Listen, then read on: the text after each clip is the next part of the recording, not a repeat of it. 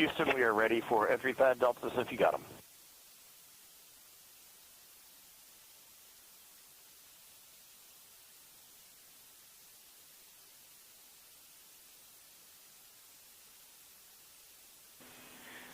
Reed, we are taking a quick scan of those deltas, and we'll have them up to you in just a minute.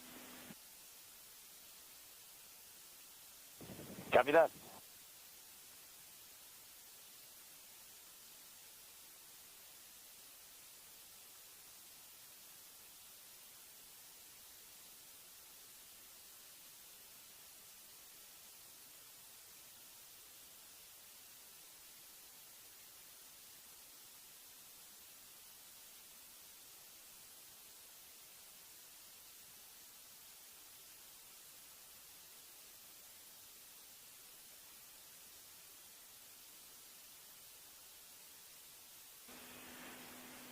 Integrity Houston with entry pad deltas.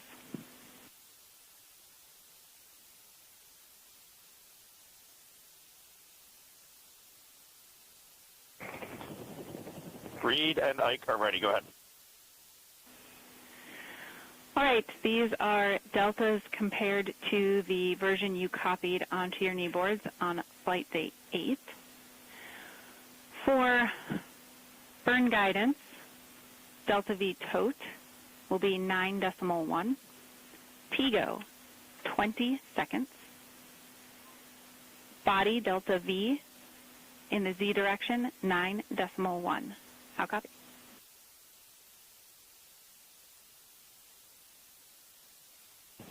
Copy all.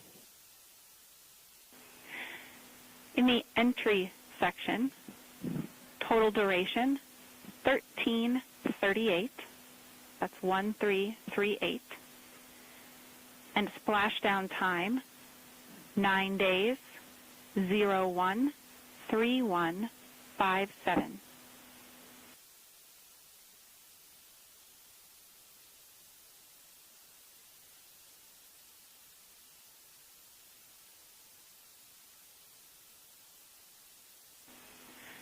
For descent and landing section, your backup heading direction will be 095. And for the landing site, a couple of changes to weather. First of all, in pressure, inches mercury, 29.95. That's 14.71 psi.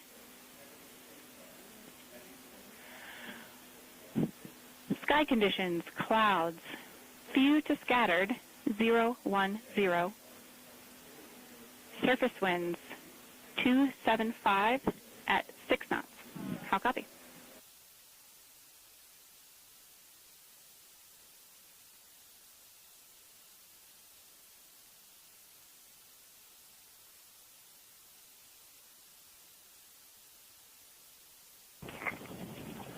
Jackie, we don't remember if the number is 06 or 08 for you, but we copy all on the entry pad. I copy all. And with that, it's a good entry pad, and we can continue in the procedure. Integrity.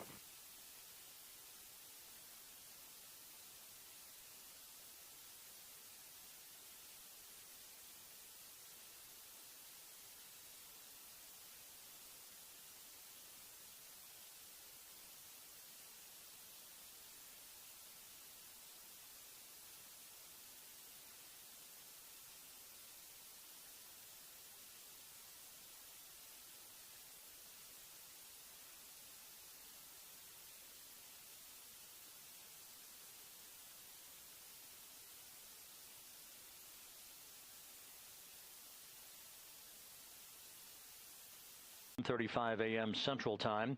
They completed the final major maneuver of the flight, that being the return trajectory correction 3 burn.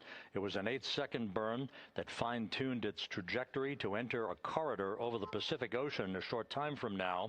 That will be the point of entry interface where the crew will reach the first traces of Earth's atmosphere at an altitude of 400,000 feet.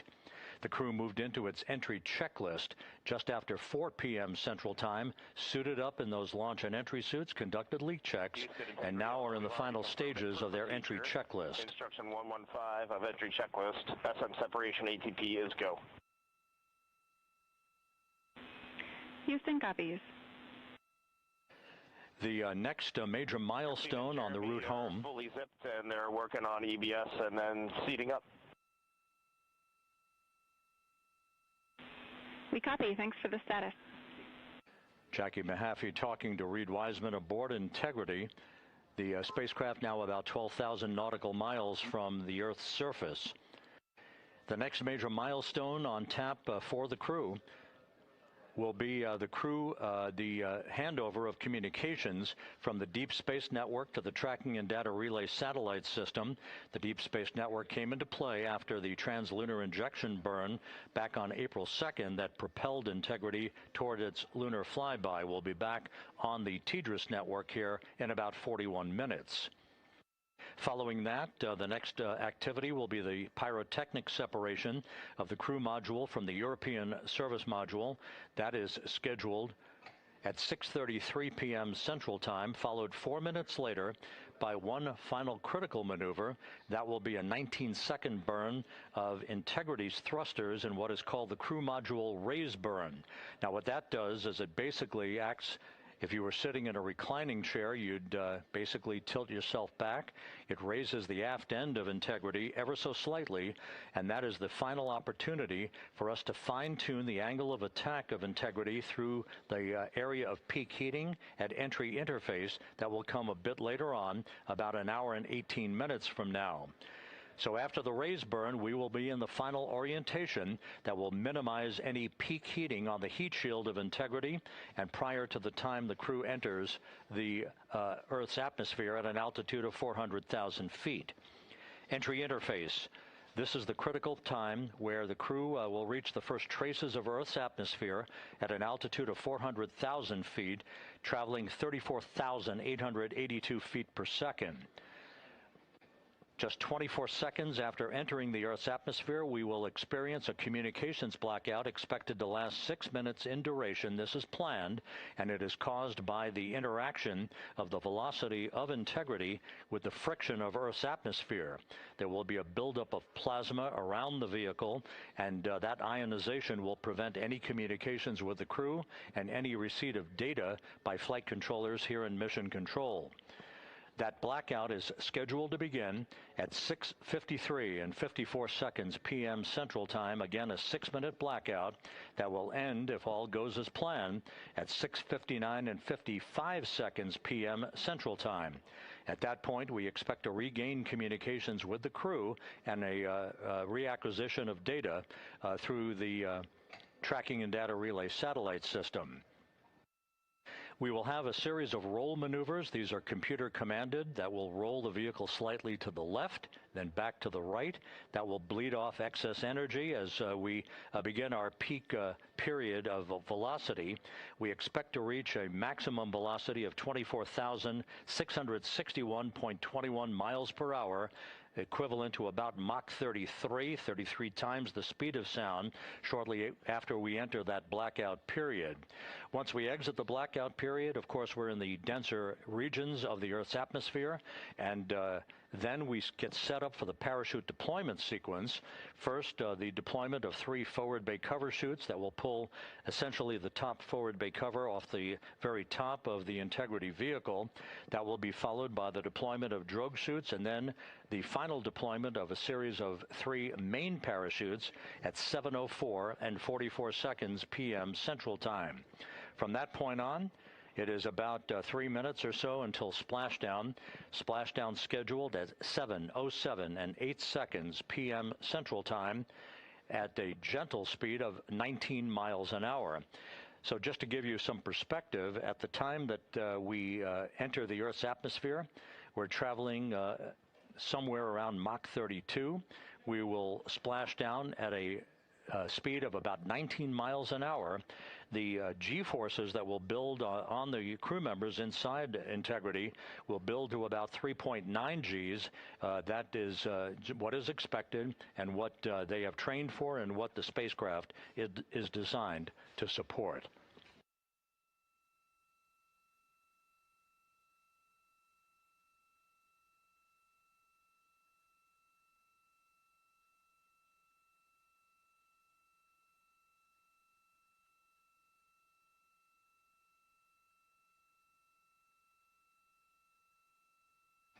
The latest weather forecast out in the recovery zone off the coast of San Diego is a go forecast from our meteorologists here at the Spaceflight Meteorology Group at the Johnson Space Center. And standing by on the deck of the USS John Murtha is my colleague from the Kennedy Space Center, Megan Cruz. Megan?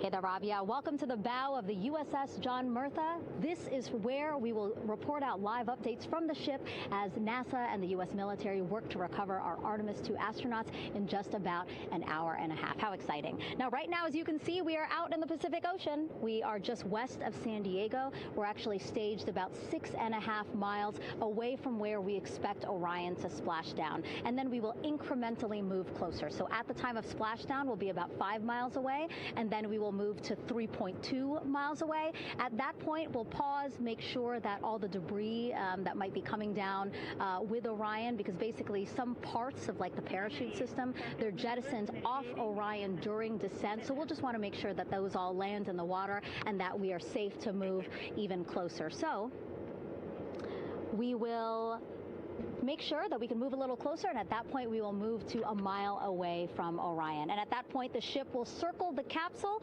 while NASA and Navy recovery forces work to get our astronauts out, and we should have great views of the bow from here. But also we have a ton of cameras all around the ship. For example, we actually have some cameras right to the left of me here on the bow. These are very strong, stabilized cameras. We can really get up close to make sure that we are sharing all the images we have available to you. We also will have some views from above. We actually have 5 planes providing live views of splashdown today. In fact, some of those aerial assets just took off from San Diego minutes ago. And then actually here on the flight deck, you see 4 helicopters, the 2 in the back. Those will take off in about 30 minutes from now, also with live cameras. So again, lots and lots of imagery that we hope to share with you today. And then those 2 helos in the front, those 2 will pluck the crew out of the water and fly them back to our ship. Now, the combined team here on the ship, more than 550 people, left San Diego 4 days ago, and since then I've watched different teams train every day, rehearse, final preps to make sure that they're ready for today. So to give us more of an update about how recovery is going on right now, why don't we turn over to Paul here, Paul Sierpinski. He is the Assistant Artemis Recovery Director. Great to have you here, Paul. Great to be here. Thanks. Absolutely. So you just left the landing forces operations center here on the ship. How are we looking for recovery?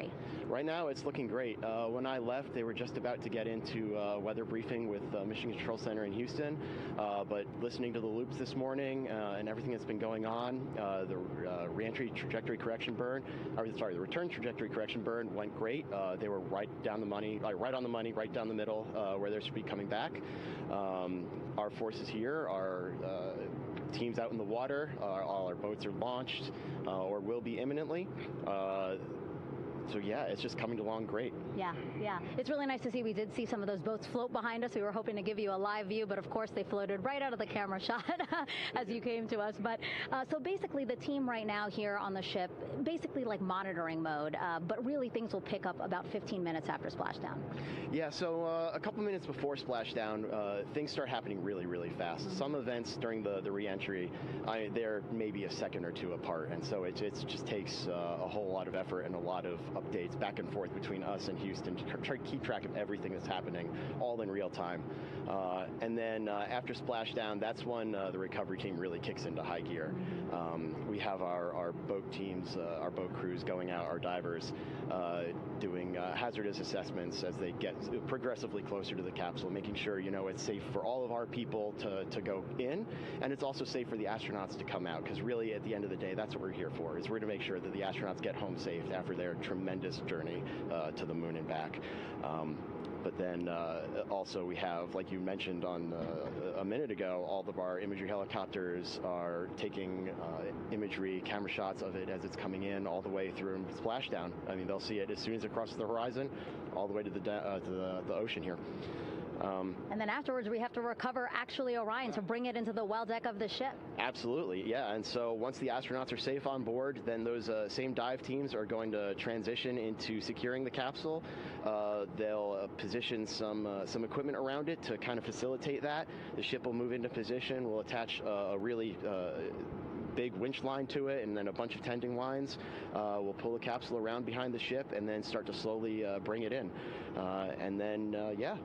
Orion comes in, goes hard down, and everyone cheers. Yeah, great day. Great day, exactly. Lots to coordinate, a lot to manage. Basically, planning for this recovery, Artemis II recovery, started a month after Artemis I launched. That was the uncrewed test flight of the Space Launch System rocket, as well as the Orion spacecraft. That was November 2022, a month later, all the planning for this. How does it feel to be so close to welcoming our friends, our astronauts, home? I mean, for the whole team, I walked around the ship this morning, just kind of visiting with a lot of people, a lot of groups, and just kind of get the feel of them. And everyone has that same kind of mentality. Everyone's excited. Everyone's thrilled to see all that work that we've been doing, like you said, for the last 3 years, since right after the last one came back till now. And some people even further back. Some of them go back a decade or more. So everyone is just excited, and they're ready. They're really ready for this, and just to be able to see our crew come back, that's going to be a thrill for everyone. How are you feeling? Are you ready? Is this something you ever thought you'd be doing? I'm ready.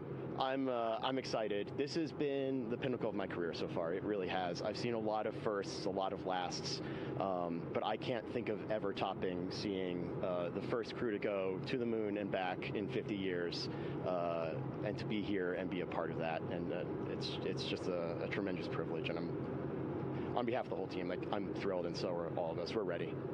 Yeah, I definitely think that those words really embody how everybody on the ship is feeling. So thank you so much, Paul. I appreciate you being here. And so, Rob, we'll toss it back to you again. We will continue to join you with live updates from the ship as much as possible. Thank you, Megan. Back here at the Johnson Space Center, the entry team of flight controllers looking over the shoulders of Reed Wiseman and Victor Glover there on the flight deck of Integrity, and again, just below their feet in the mid-deck area, if you will, Christina Cook and Jeremy Hansen of the Canadian Space Agency. They're in the final review of their entry procedures and all of the activities that will follow here very shortly in trip hammer fashion.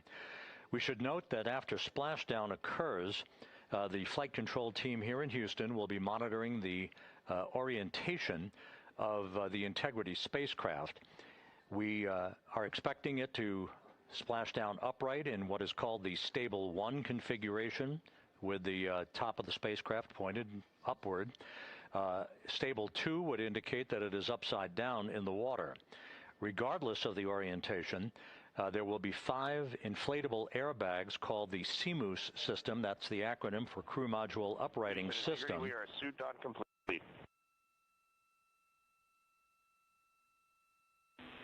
Houston copies. Reed Wiseman acknowledging that the final steps in suit donning are now complete for the crew. Leak checks have been completed earlier. The CMOOS system, those 5 inflatable airbags, will be inflated with helium. Those airbags will ensure that the vehicle remains upright. While that activity is going on, the flight control team here will be checking the systems on Integrity, also making sure that there's no leakage of toxic gas from the spacecraft. It should take about 15 minutes from splashdown to the power down of all of the systems on Integrity. And at that point, assuming everything is in a nominal fashion, then the green light will be given for the Navy recovery teams to begin to make their way closer to Integrity, to begin the erection of a large inflatable life raft called a front porch that will be buttressed up alongside the hatchway to the spacecraft. That life raft will be used to bring the crew members out of this vehicle once the hatch is open, one by one. They'll get their land legs back after 9 days of weightlessness before they're put in harnesses to be hoisted one by one in sequential fashion, in an alternating fashion, to the two hovering Navy helicopters overhead. Houston, integrity for a status. Go ahead. Seats 3 and 4 are connecting umbilicals. We're going to be stepping into leak check soon. 1 and 2 will be seated. 3 and 4 will be free float, and we'll configure EPROC accordingly. Houston, copies all. Reed Wiseman talking about the current procedures with the suiting of the crew members and subsequent leak checks, a final leak check for all 4 crew members. Everything is actually running a few minutes ahead of schedule. So once the life raft is inflated next to the Integrity spacecraft and the recovery teams have arrived alongside of the vehicle, the hatch will be open and the crew members will be brought outside into that front porch, as it is called, one by one. They then will be hoisted into the hovering helos overhead, and those helos then will turn around once the 4 crew members are on board, 2 for each helicopter, and will head back to the ship. That should be about a 10 to 15 minute transit. Once the helicopters land on the deck of the USS John Murtha, the crew members will be exiting those helicopters and brought into medical bay on the deck on the ship itself for comprehensive medical exams. They will spend a period of time yet to be determined on board the USS John Murtha before they are flown by helicopter to the shore in San Diego, to the San Diego Naval Air Station, and ultimately will board a NASA jet for the flight back to the Johnson Space Center here in Houston. Just to recap some of the key times that are coming up. We are expecting the separation of the crew module from the service module just 43 minutes from now. That is expected to occur at 6:33 p.m. Central Time, 7:33 p.m. Eastern Time. That will be followed just 4 minutes later by the crew module raise burn, the use of Integrity's thrusters one final time in a 19-second burn to slightly tilt the vehicle up into the correct orientation or angle of attack to ensure that it enters the Earth's atmosphere at the right angle, if you will. That will help deflect the buildup of heat against Integrity's heat shield. This was a deliberate move, a change in the procedures from the Artemis I mission that resulted in unexpected char loss on the Avcode heat shield that had not been intended based on the entry trajectory for the Artemis I mission. What we're doing is we deliberately changed the trajectory of the entry from a skip entry that was about a 3,000-mile transit across the Pacific Ocean. We are expecting now from entry interface to the point of splashdown to have a range of just 1,701 nautical miles, and that in of itself will reduce the exposure time of heating on the heat shield of the spacecraft. Once the raise burn is complete, then the stage is set for entry interface at 6:53 and 31 seconds p.m. Central Time. That means that Integrity will be entering the Earth's atmosphere at an altitude of 400,000 feet, traveling at about 34,882 feet per second, heading for its splashdown site off the coast of San Diego, as you just heard from Megan Cruz on the deck of the USS John Murtha. Splashdown once again under those 3 main parachutes is expected at 7:07 and 8 seconds p.m. Central Time, 5:07 p.m. Pacific Time, 2.5 hours before sunset.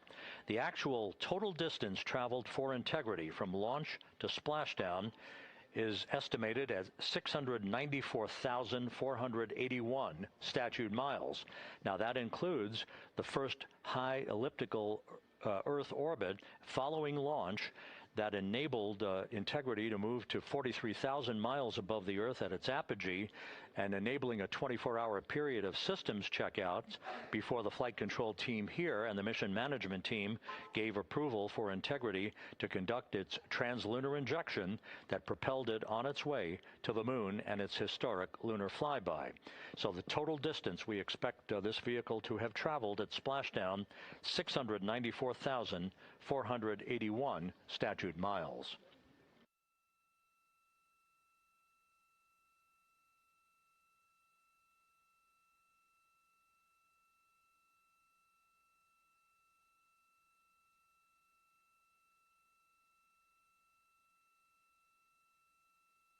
With everything proceeding on track and on time, aboard integrity, the vehicle system's in excellent shape as the Earth grows larger in the field of view. Let's go back to the USS John Murtha and Megan Cruz, who is standing by.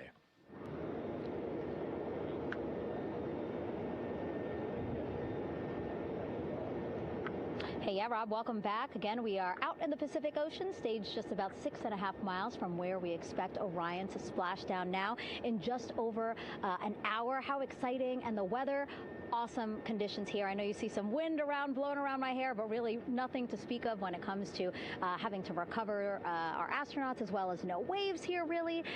So yeah, we're expecting a really great day. Also, hopefully, some really great views. You can see behind me that some of the clouds are starting to break up, so that's really exciting. And now, of course, this ship has a lot of people ready and excited to welcome our crew back home, including Dr. Rick Schuring here. He is a NASA flight surgeon. Great to have you here, Rick. You too, Megan. It is a blessing to be out here this day with our teams. We've trained 3 years for this nonstop with the U.S. Navy and along with EGS, and we've so looked forward to this day. And you know, just by God's grace, everything's parting, the skies and everything. The crew's doing great. Looking forward to come back, and our teams are ready. So this is one of those days you've dreamt about, and now it's finally here, and we're ready, and just thankful to be a part of it. Yeah, and you play a really integral role. When was the last time you spoke to the crew, and how are they feeling in this last hour before splashdown? Sure. Yeah, so the crew woke up. When they splashed down, they were woken up about 8.5 hours ago. Me and my fellow crew surgeons, Doctors Chris Haas and Rafi Kumjian from the Canadian Space Agency, spoke with them about 6.5 hours ago, just to double check on how they were doing, if there's any medical issues, you know, how they slept, and then kind of go over their landing day protocol for their medications, for what we call a fluid load, to try to replace some of the fluid and electrolytes that they've lost with just a normal space adaptation. Once they got to space, they kind of have to replace some of that fluid to help them with the whole landing kind of readaptation to 1G, which they haven't done for the last 10 days. And then just kind of let them know how things are going to play out, you know, out with the open water teams all the way until we finally get to the med deck. So they were very pumped up, very hurried though. They had a lot of cabin configuration, a lot of things to get ready. So they're excited, but also very focused on the job that they had to do. So like again, we've trained a long time for this, and we're ready. And you said some medications. I mean, those are kind of just to mitigate the effects of, obviously, their more than 695,000-mile journey back to Earth. It's just like anti-nausea medication, right? Yeah, exactly, Megan. The you know, astronauts are very healthy, fortunately, and even when they come back in reentry, you know, the human system is very kind of dynamic. It has to readapt very quickly, and one of the most common responses they get is just some stomach awareness, to some nausea, even to some vomiting. And you know, with our crews that land out in Karagana, the Soyuz crews or our SpaceX crews, you know, they all kind of experience the same thing. This will be the first time we're landing in water since December 1972, and I worked with all the Apollo astronauts years ago, and they all told me that, you know, landing in the water, especially in the Pacific, can be very provocative. So we take steps to give them medicines to really mitigate some of that nausea, vomiting, help them feel a little bit better, and also sometimes just use a little anti-inflammatory medicine just to help with coming back to 1G. The effects of microgravity, especially as you age and you have a little arthritis, you feel great in microgravity, and everyone kind of curses coming back to the ground, like, oh, dang, 1G, but so that helps a little bit. But for the most part, the main thing is just replacing that fluid and then trying to help them with that transition back to 1G, and then we're ready to go. Yeah, and their health is assessed almost immediately after they splash down. Yeah, so we have Dr. Jesse Wang, and we have our independent duty corpsmen, who are the Navy version of paramedics, extremely highly trained, highly experienced Navy medics and divers, who will go out there, open the capsule about 28 minutes after splashdown, and do the first initial assessment. So Jesse and his team will go out there and look at each crew, kind of do their assessments, get vital signs, report back to Drs. Haas and Kumji and I back in the med bay, let them know how they're doing, and then you know, if they've got the normal kind of space adaptation kind of things, we expect that they're good to go on that. If anything, didn't go the way we want, they're all prepared for that as well. And Jesse and his team, I mean, this is their full-time job, taking care of, sailors and folks who might be injured. We don't expect any injuries, but coming back, going 25,000 miles an hour down to, 20, miles an hour is still a dynamic process. I've heard it described as, kind of like a car crash. And then the crew will be ready to go, and Jesse and his team will make that transition to get them out to the front porch, do assessments on them again, call it to our med bay, and then once we have that and they're all good to go and the crew's feeling okay, we'll hoist them up in the helos. It's about a 3-minute flight back to the flight deck, and that's where me and the astronaut chief, Scott Tingle, will actually meet them.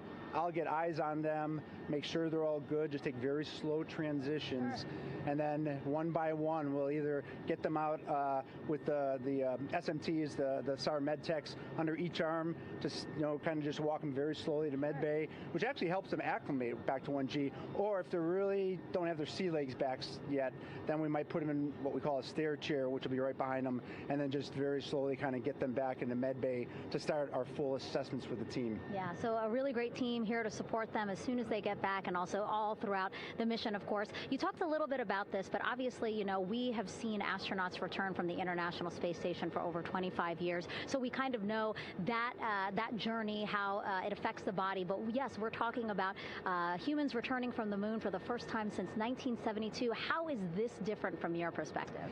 So it's different in one very significant respect. On Apollo, for exercise, they had something called the Apollo Exergenia, which was basically just a little canister with some ropes, and they would have some resistance and kind of do that. And the Apollo astronauts really liked that. They liked the ability to exercise, because you decondition from a musculoskeletal standpoint, you lose your strength and your stamina very quickly. We had something called the Orion flywheel, which was able to impart much greater loads in terms of resistance, so they're able to do squats, deadlifts, different things, not dissimilar to what the ISS astronauts do, but with a lot less room to do it. And they also did rowing activities for cardiovascular health, and the crews loved it. But for the lunar crews, the future lunar crews, maintaining that physical conditioning, which our astronaut strength conditioning rehabilitation specialists, affectionately known as the ACERs, back in Houston, really work hard to get them in the best shape they're going to, have to be in to get to the moon. That device hopefully will maintain that. And Apollo only had about a 4.3-day journey to the moon. Our astronauts are going to have about a 10 to 14-day journey. Right. So maintaining that physical fitness, that strength and stamina is going to be crucial for the success of being able to do those very physically demanding lunar EVAs. Right. So we're very excited about what the astronauts have said about the device and what they have to say about the role exercise plays, going to the moon. And also the mental benefit. Sure. They just really like sweating, breaking the sweat, and actually just feeling like they're just getting a workout. Right. So thank you so much, Rick. I really appreciate it. I know they're going to be in good hands, so we'll let you get back to it. Thank you so much. Megan, thanks for the time. Back to you, Rob. Okay, Megan, back here in Mission Control in Houston, everything is moving along in order. This view of Reed Wiseman on the left, Victor Glover on the right. We have good suit leak checks. Everything aboard Integrity is in excellent shape. The vehicle, with the Earth growing larger and larger in the field of view, we're now just about 8,200 nautical miles away from Earth and closing in for a splashdown just 1 hour and 5 minutes from now.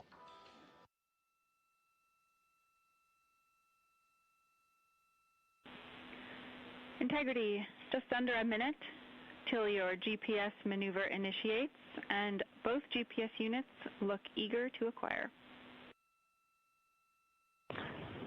Outstanding. Seats 3 and 4 are working on seat strap in now. Houston copies. Once again, as we start to close in on some of the major milestones, the first one coming up in just 31 minutes. And Integrity, just confirming the LCG gas trap was able to be closed out. Affirmative. Copy.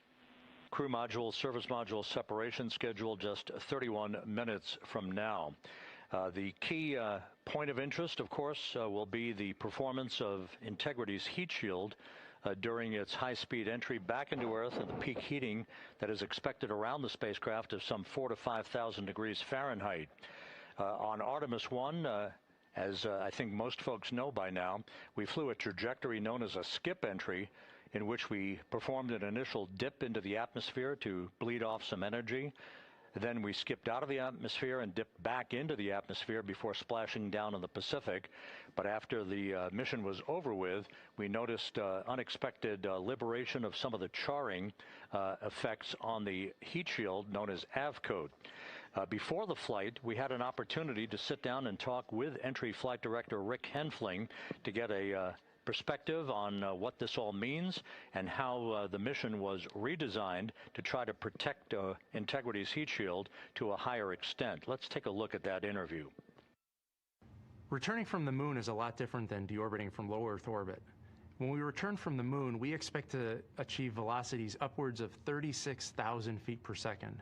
And in order to slow down to a nice, graceful splashdown in the Pacific Ocean, the flight crew is going to experience between 3 and 4 times the force of Earth's gravity. On Artemis I, pressure buildup inside the char layer of the heat shield resulted in the char losses we saw. NASA established a Tiger team whose job was to investigate the cause of the problem and then make recommendations on how to fly the Artemis II mission safely and successfully. And so for Artemis II, we are going to fly a profile that ensures the spacecraft will not see that same type of pressure profile. And so the char losses seen on Artemis II will not be like the ones that we saw on Artemis I. Rick Henfling indicated that the orientation of the spacecraft and the shortening of the distance of transit to the splashdown zone from the point of entry interface when we reach the top of the Earth's atmosphere, which will be coming up at 6:53 and 30 seconds p.m. Central Time, should do the trick in minimizing the deleterious forces against that heat shield that were noticed on the Artemis I mission. And we think we see a beautiful sunrise over the west coast of Australia.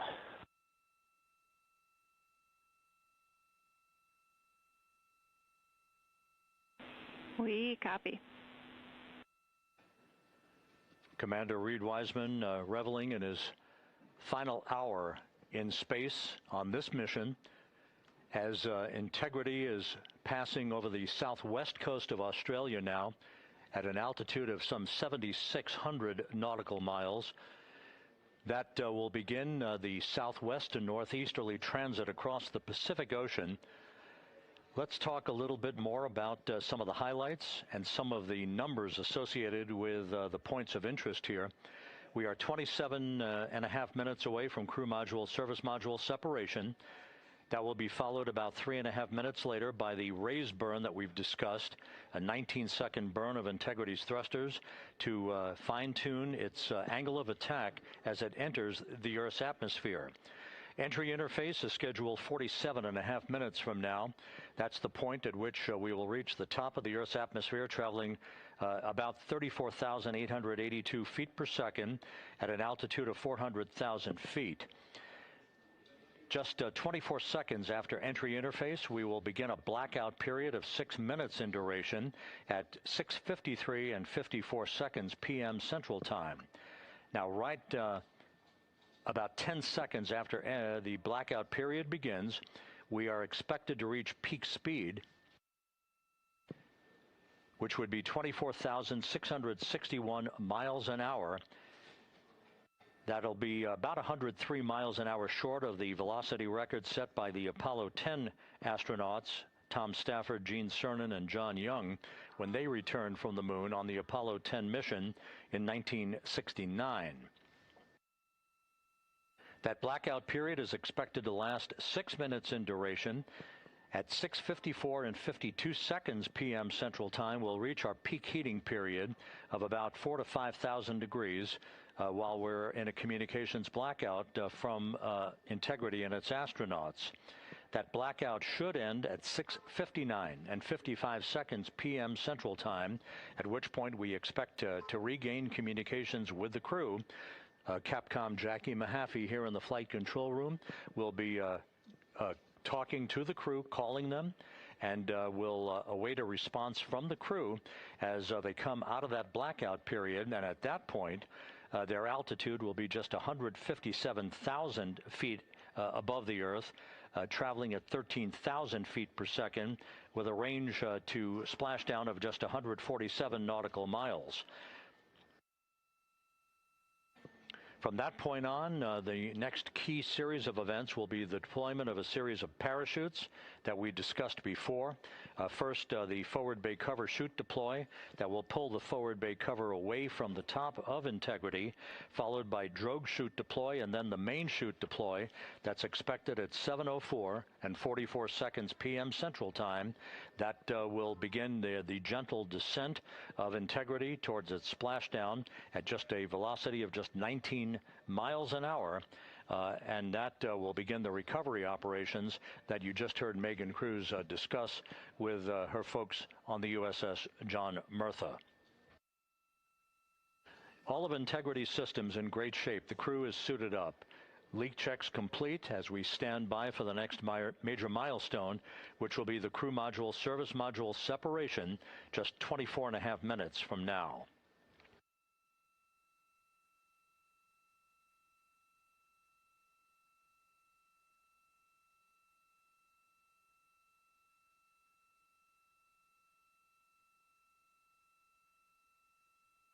All of the activities from the start of entry interface to the point of splashdown will be quite rapid fire. Just 13.5 minutes from the point at which we begin descent into the Earth's atmosphere till splashdown. And just to show you, as Rick Shearing, the flight surgeon, alluded to in his interview with Megan Cruz, all of this happens to decelerate the vehicle from traveling around Mach 33 to just 19 miles an hour at splashdown. All of that happening in just 13.5 minutes. But the vehicle and the parachutes are all designed to support all of that, so we'll be standing by to report all that to you in sequential fashion as these milestones are ticked off and as we hear from the crew during its entry back into the Earth's atmosphere and ultimately when they emerge from the blackout period, and at that point we'll be just minutes away from splashdown.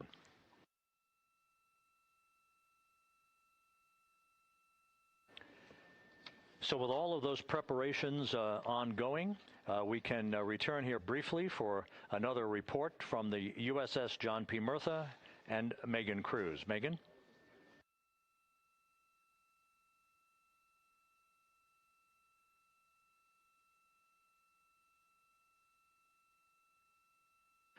And we'll regain that communication with the USS John P. Murtha just momentarily. In the meantime, everything is on track aboard Integrity. The flight control team here in Houston, led by Entry Flight Director Rick Henfling. The voice you will hear talking to the crew is that of Jackie Mahaffey. She will be reporting everything to the crew and receiving their reports as they enter the Earth's atmosphere for their 13.5-minute plunge back into the atmosphere for splashdown off the coast of San Diego. Now we have the ship back with us and Megan Cruz aboard the USS John P. Murtha. Megan? 11 balloon, right?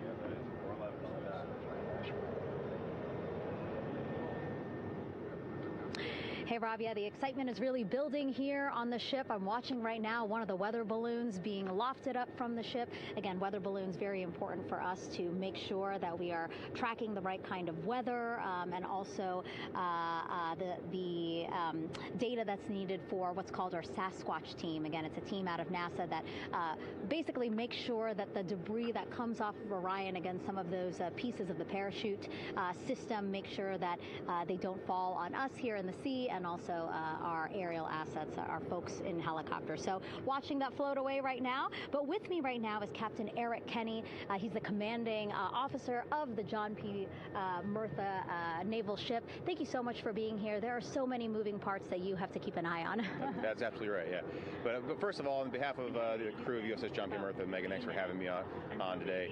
Happy to tell you what we're doing and excited to get the interview started. Yeah, absolutely. Why don't we actually take a look at the flight deck here? We'll start start there. Basically, we also, while watching this weather balloon float away, we noticed all 4 helicopters leave the flight deck. We now have an empty flight deck. We had 2 imagery helos as well as the 2 crew helicopters that will go recover the crew. This is just one of the many things that, again, our ship of 550 people, it's something that you oversee as commanding officer. Yeah, absolutely. Every commanding officer, I would say really every naval service member, our priority is always safety. And as the commanding officer, I take that as one of my primary roles here on board. Mission accomplishment is important, safety always. So my day really has, I would say my message to the crew has sort of changed over the past 24 hours. As we're leading up to today, we've been building up the excitement and motivating the team for the training that we've executed. But really over the past 24 hours, now I'm trying to get us to slow down a little bit. Trust our training, right? Don't believe all the hype. Don't believe everything that's going on. Just let's trust what we've done to get to this point. And if we do that, we'll be successful today. Mm-hmm. And also part of the big success is obviously the coordination between NASA and the U.S. military. How does it feel being able to support the human space program we have? Yeah, I mean, since 1959 with Mercury, Gemini, Apollo, the history between NASA and the Navy has been in lockstep. But like any other skill, if you don't practice it regularly, that skill atrophies. So we've had a few decades off from that. But, over the past 4 or 5 years, really with this ship over the past year, we've constantly trained and working for this moment right here. Building up the hype, but to get to this point today, to be able to trust all the training we've done. We've worked with, working with NASA, the Air Force, the medical team, dive team. You want to talk about high-performance organizations coming together, working in unison? We are seeing that here on board the USS John P. Murtha, and I can't be more proud of all the work everyone's doing. Yeah, you had some great words this morning saying just that, again, that it's really nice to see everybody working together and so excited. I mean, you just became the commanding officer of this ship back in February. How does it personally feel for you to be a part of this historic moment today? Is a pinnacle of any naval officer's career. That being said, as my change of command was approaching, and I realized that Artemis was going to be in the window here, to say that I'm humbled and honored to be here is an understatement. What really just excites me is the opportunity to see this crew, who has been training so hard over the past year plus, come together. It is what inspires me. Listening to NASA and the ownership and pride they take.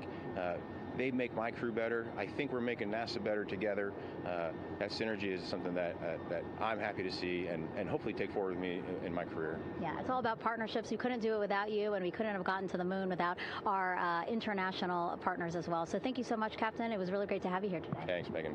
Awesome. All right, Rob, back to you. Thank you, Megan. Back here in Mission Control in Houston. We just had a quick view of the crew. We'll get that view back, and there they are again. Here in Mission Control, the entry team of flight controllers led by Rick Henfling and Jackie Mahaffey serving as the spacecraft communicator. We have just handed over communications links from the Deep Space Network that we communicated with the crew through from the time of the translunar injection burn back on April 2nd. We've just handed back to the Tracking and Data Relay satellite system as we prepare for the crew module service module separation that will take place just 17 minutes from now. With the Earth looming in front of Integrity as it barrels back for a splashdown of the Pacific just 50 minutes from now, we're just 5,700 nautical miles from splashdown. Just one other quick note about the comparison from the Artemis I entry profile to the Artemis II entry profile and how that is serving as an extra layer of protection for Integrity's heat shield. The Artemis I entry had an entry range of some 3,178 nautical miles, a very long downtrack and a very longer period of exposure to heat loads than we're experiencing tonight. It also had that skip entry profile that we discussed earlier, dipping into the Earth's atmosphere, then back out, then back in. It was about 20 minutes of exposure. Integrity, Houston, comm check on TDRS. Jackie, we have it loud and clear on TDRS. We have you the same. And there's one of the weather balloons being deployed from the USS John P. Murtha.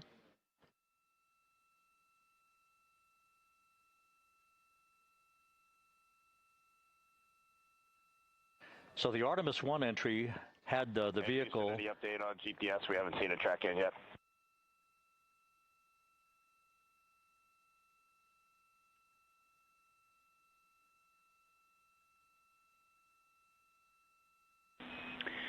Reed, we are watching. We are starting to get into the window where they may start acquiring, so should be within the next 10 minutes. Okay, sounds good. We're holding at step 17 and getting ready for CM RCS hot fire.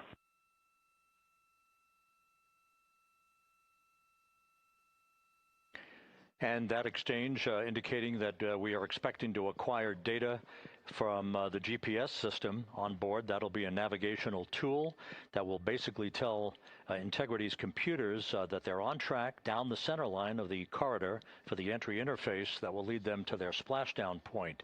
Once again, the Artemis I entry exposed the heat shield for about 20 minutes of peak heating. For Artemis II, we're going to reach a downtrack distance of 1,701 nautical miles from the point of entry interface with just 14 minutes of duration. And it's basically a different angle of attack, a little bit steeper angle of attack that will protect the heat shield from excessive heat loads. So that is the difference between Artemis I and Artemis II, all designed into this mission to gather data, to protect the heat shield, since the Artemis III mission and beyond will have a different designed heat shield that will allow that skip entry type of profile to be resumed for all of the future missions coming back from the south pole of the moon when we initiate lunar landings. So we've handed over to the tracking and data relay satellite system. That's where we'll have communications for the rest of the flight. Just to give you some time hacks here, we're 13.5 minutes away from crew module, service module separation, and just 17 minutes away from the raise burn, that 19-second firing of the thrusters that will basically be the final fine-tuning of the angle of attack for Integrity as it enters the Earth's atmosphere.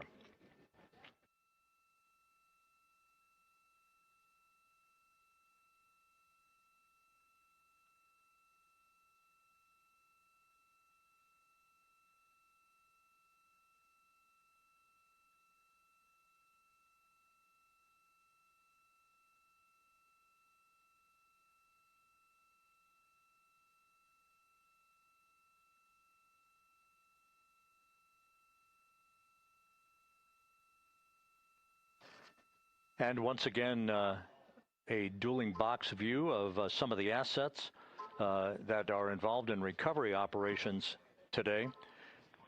The Integrity, cabin configured, all crew suited and seated. Houston, copies. That confirmation from Reed Wiseman aboard Integrity as you see the assets being deployed to the splashdown zone. At the time of splashdown, we expect the John P. Murtha to be about 5 miles away from Integrity, keeping a safe distance until we are sure that the vehicle is in the water and upright, and that it is in a good configuration system-wide for the recovery teams to begin to approach the vehicle to erect that inflatable raft. 2 minutes to CM RCS warm-up hot fire. We're ready. That call from spacecraft communicator Jackie Mahaffey indicating that we're 2 minutes away from a quick burst of the reaction control system. Thrusters, that will be a hot fire test prior to the separation of the crew module from the service module. The European service module has performed flawlessly throughout this flight. Everything, all the burns that had been prescribed for that service module have been executed on time and without a problem. There is the European flight control room that has overseen the manufacturing, the design of the European service module. They deserve quite a bit of credit on this mission for not only propelling the Integrity and its astronauts toward the moon, but also conducting the fine-tuning of its trajectory to bring it to this point where we are dead spot on down the middle of the corridor trajectory-wise to bring Integrity down for its splashdown in the Pacific just 44 minutes from now.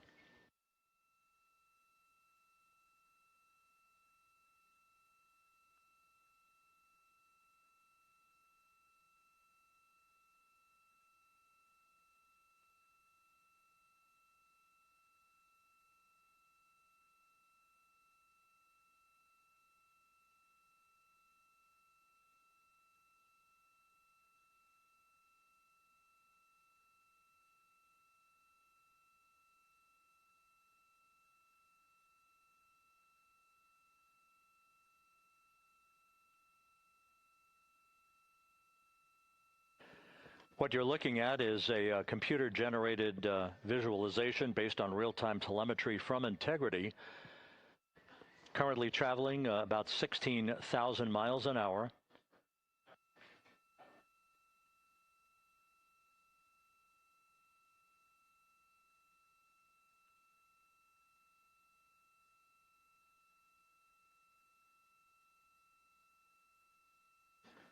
Integrity traveling about 16,000 miles an hour. For the prop cautions, we're taking a look.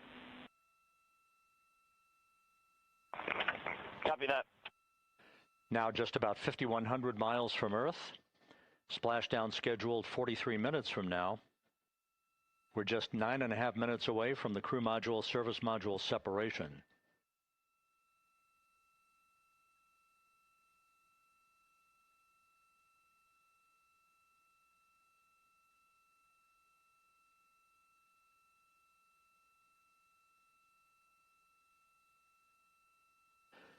We are confirming. Integrity, we are assessing details, but so far looks like a good hot fire. Looks good on board, Jackie. Thank you. And Jackie Mahaffey took the words out of my mouth. I was just about to say that we had a good hot fire test of the thrusters in advance of the crew module service module separation that's coming up just 8.5 minutes from now. This will begin the period in which we will have rapid-fire succession of critical activities on board that will lead to entry interface just 28 minutes from now, where the vehicle will enter the Earth's atmosphere at an altitude of 400,000 feet. The time of entry interface, 6:53 and 30 seconds p.m. Central Time.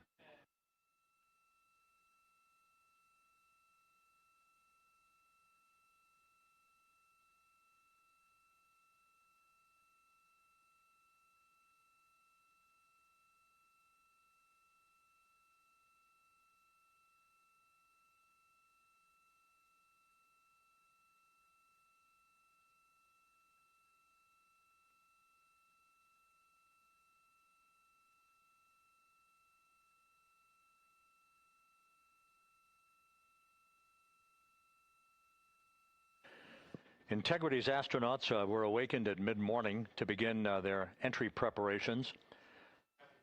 And propulsion officer now reports a good hot fire test in preparation for the crew module service module separation.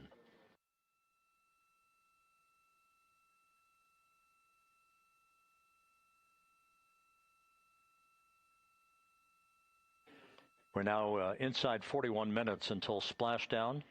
Integrity Houston, we have confirmed a good CMRCS hot fire, and although we are not seeing GPS acquired yet, you can skip the troubleshooting steps in 157 for now. Integrity copies.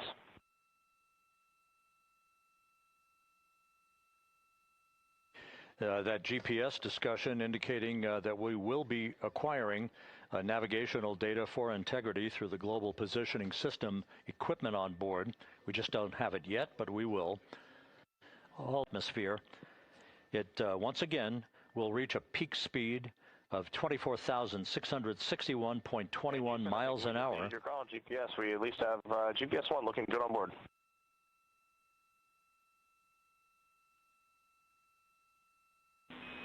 We are confirming.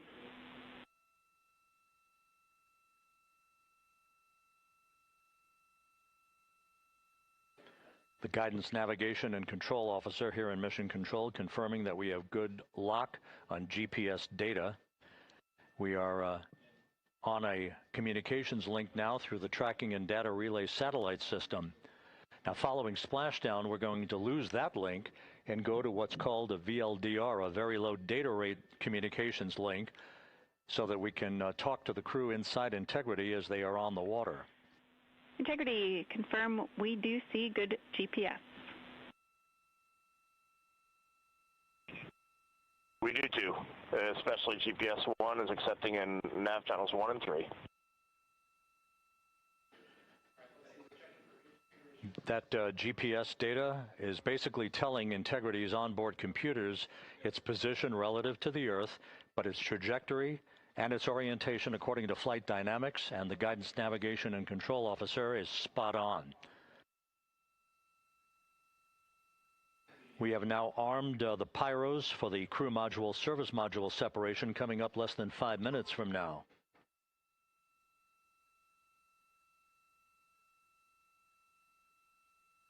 Once again, just 10 seconds after entry interface, we will see Integrity reaching its peak speed of 24,661.21 miles per hour. That will be just seconds before we begin a 6-minute blackout period. Integrity, Houston. Your vehicle is in a good config for CM-SM SEP and go for CM raise. Houston, we see the same on board and copy go for CM raise.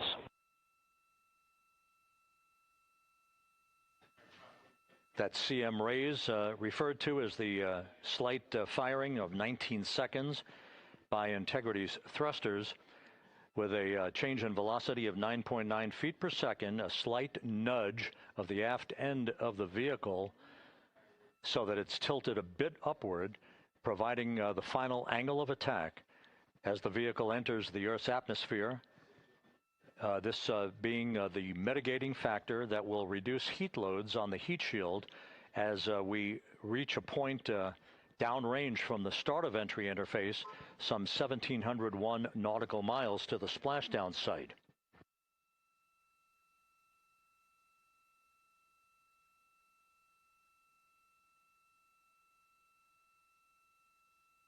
Integrity systems in excellent shape. We are currently 3,300 nautical miles left in this mission. Splashdown scheduled 36 minutes, 39 seconds from now.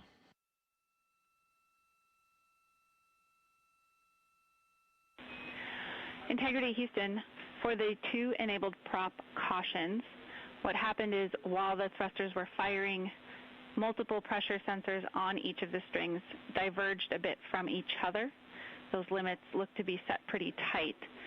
We think it could happen again when the thrusters fire in the future, so we are going to suppress those messages. We concur with suppress, not inhibit. Thank you. That exchange between Jackie Mahaffey, our Capcom for tonight, and Reed Wiseman aboard Integrity, indicating basically to ignore sensor data. All of Integrity's systems are in good shape.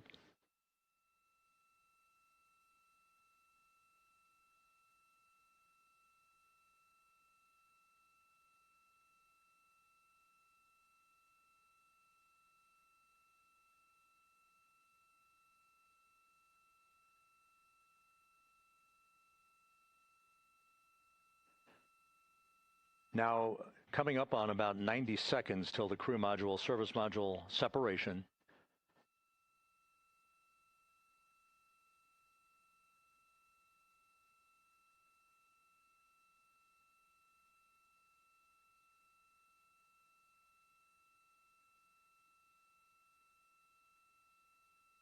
All quiet here in Mission Control as we enter the most critical phase of the completion of this flight. All of the preparatory activities leading up to the vehicle entering the Earth's atmosphere just 21 minutes from now.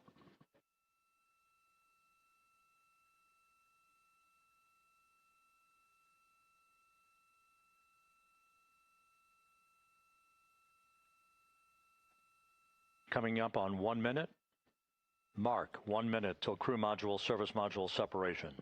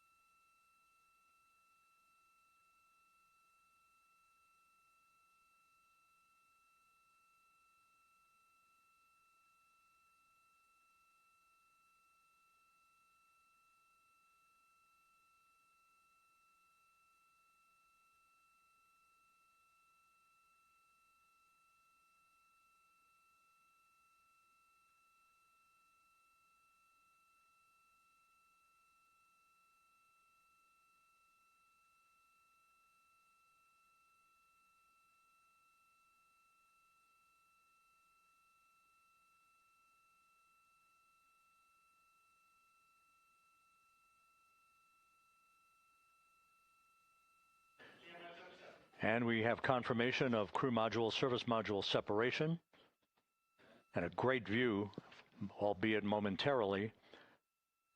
Houston, good step on board. Houston copies and concurs. The European service module now separated from Integrity, a job well done. Integrity, no action for the 4 CDH cautions. Those are SM related, not applicable. Integrity.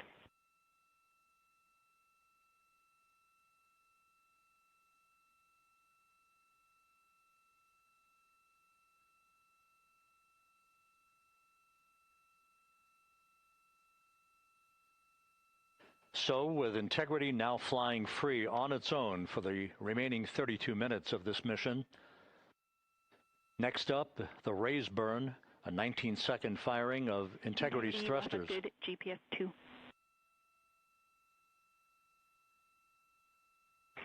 Integrity copies, good GPS 2. Coming up on the 2-minute mark until the raise burn. Again, this is the final tweaking of the orientation of Integrity to put it in the right angle, if you will, the angle of attack that it will fly in during its entrance into the Earth's atmosphere. Entry interface now just 18 minutes, 25 seconds away. This is a visualization, but driven by real-time telemetry. This is the maneuvering of Integrity to the raise burn orientation. Just 2,800 miles from Earth.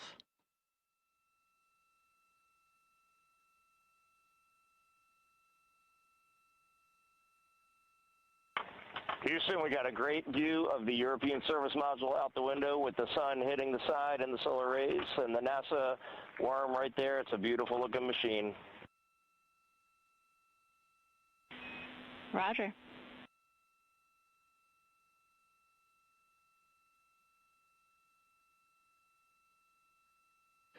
And we have completed the maneuver to the raise burn orientation, 1 minute away from the raise burn.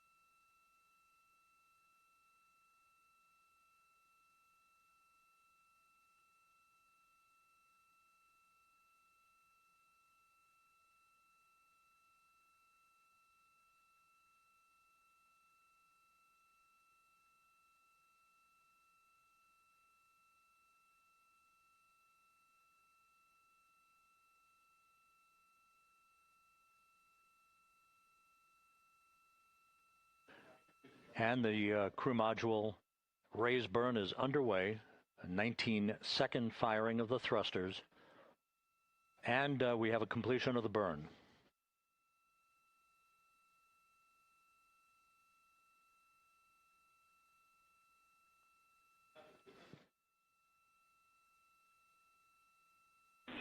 Integrity, good. CM raise burn. Your flight path angle is within limits.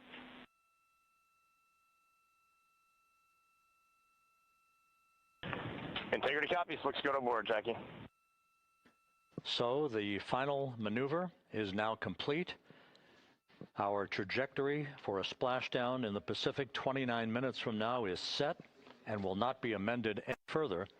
And we have the right angle of attack to mitigate any excessive heat loads on the vehicle during entry interface. Integrity, Houston, a heads up about comm coverage. When you perform the 180 roll, for the first minute or so in that attitude, we expect about a minute LOS. We copy.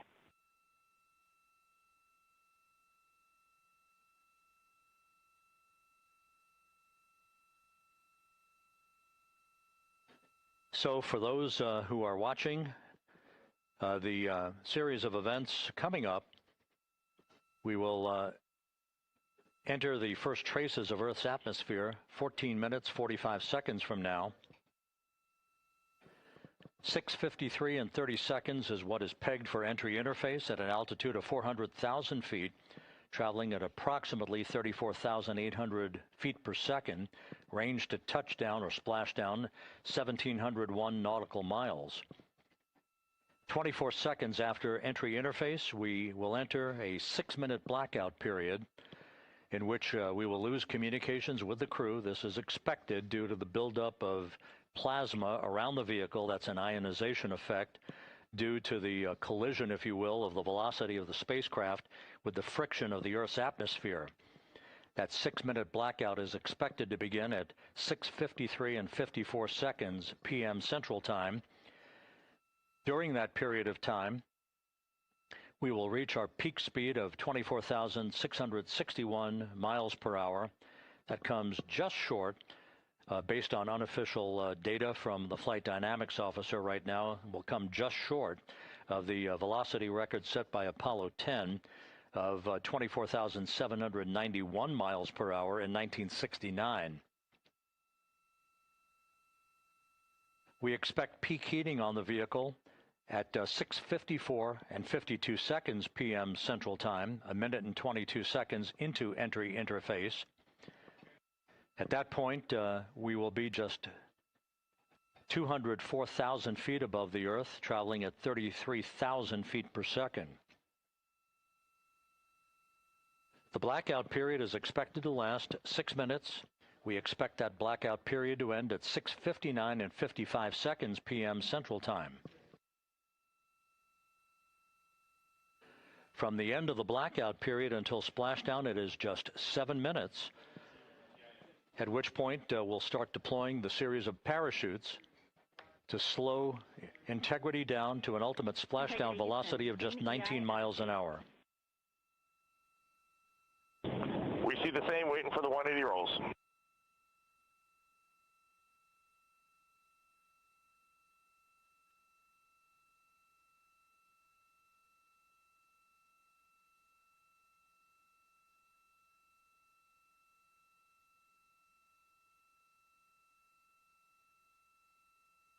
The parachute deployment sequence, once again, will come in several segments, but in rapid-fire succession. And we have a great view of the moon out window, too. Looks a little smaller than yesterday. Guess we'll have to go back.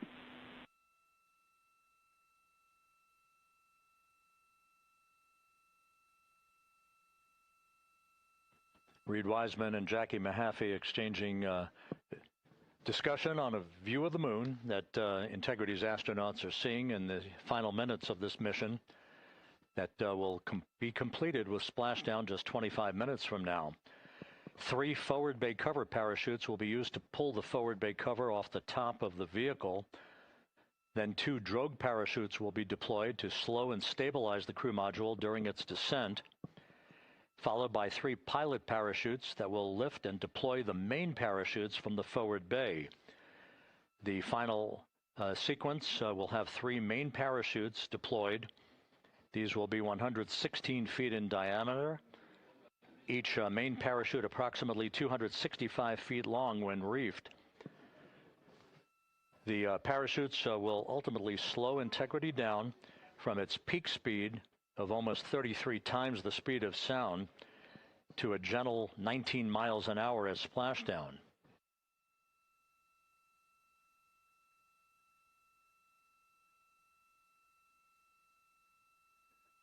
The vehicle is now currently in a roll to the proper attitude for entry interface. Our trajectory is right on according to flight dynamics.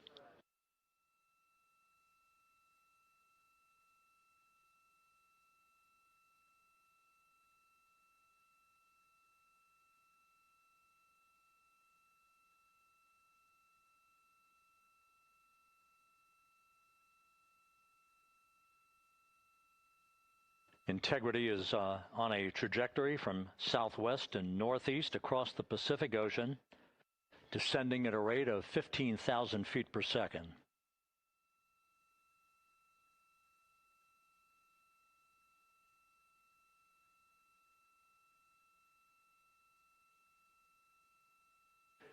Range to touchdown 4,300 nautical miles, all the systems in excellent shape.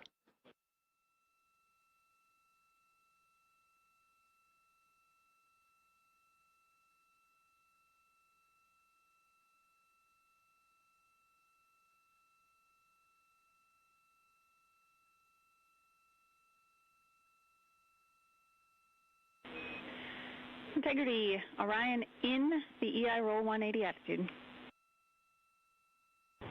Looks good on board, Jackie.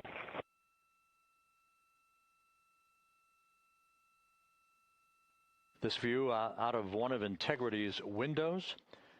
We had a call for 3 good barrows. Those are barometric pressure sensors that feed altitude and rate of descent information to Integrity's computers that will trigger the parachute deployment sequence.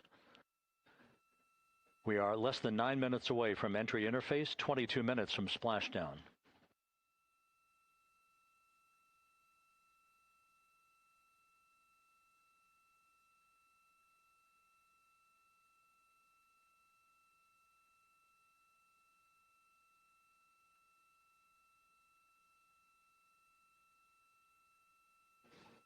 You can see the reflection of one of the crew members in the window.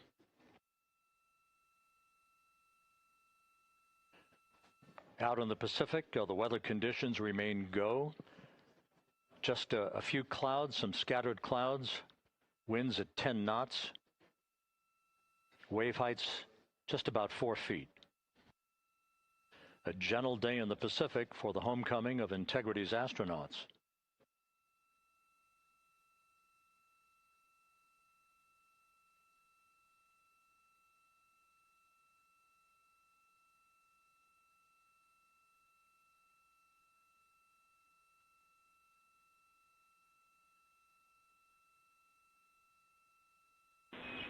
Integrity back in EI attitude.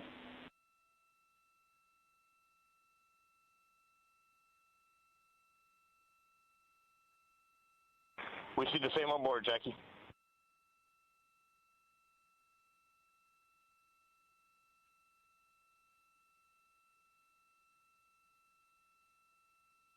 Houston, purge is complete. Crew and vehicle are configured for entry. Houston copies. And we're in step 37, transferring nav state to BFS.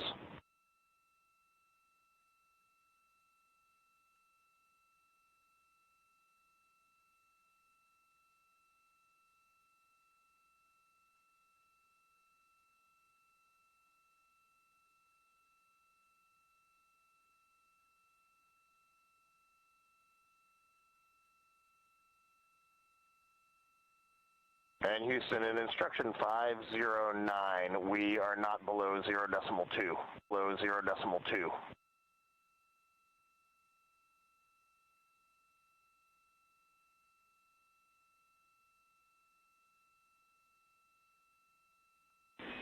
Integrity, no action required. Integrity.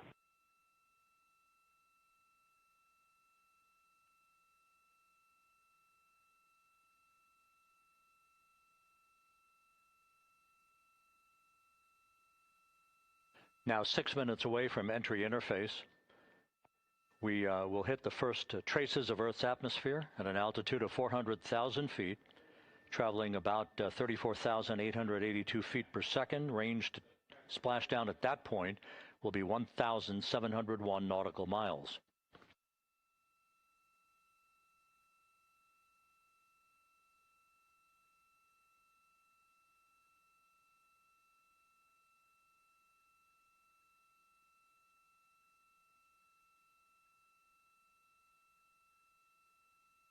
And once again, just a reminder, some 24 seconds after entry interface, we do expect to lose communications with the vehicle and the crew during a 6-minute blackout period when a plasma shield will build up around the spacecraft due to the ionization, due to heating effects. And Flight Dynamics has just confirmed we will have a blackout period of exactly 6 minutes in duration.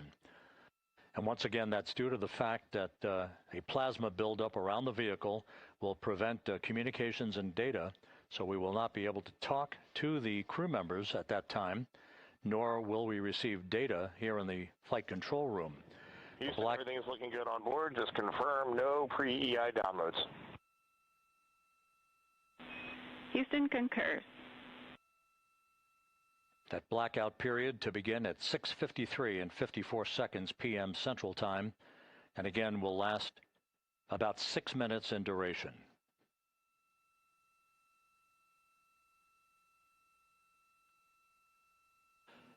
We're 4 minutes away from entry interface.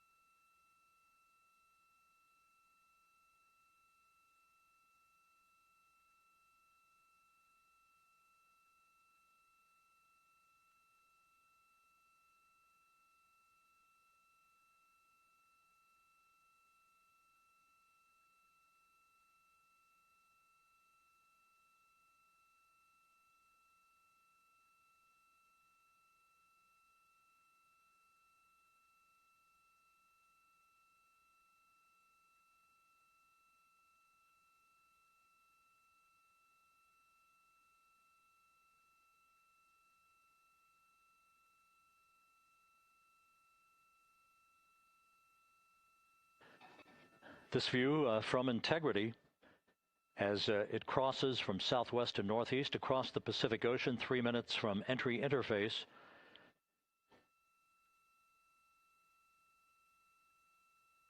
"16.5 minutes till splashdown.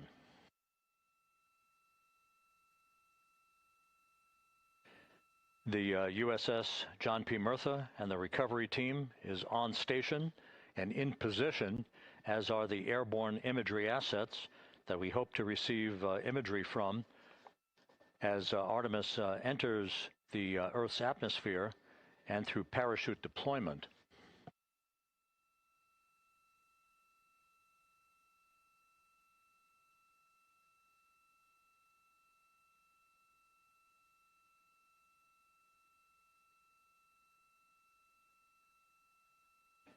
All of Integrity's systems are in great shape. The crew is ready to complete its mission just 15.5 minutes from now. All of the activities today have gone off in perfect fashion. No issues with the vehicle, no issues with the crew. And the weather at the splashdown site is go.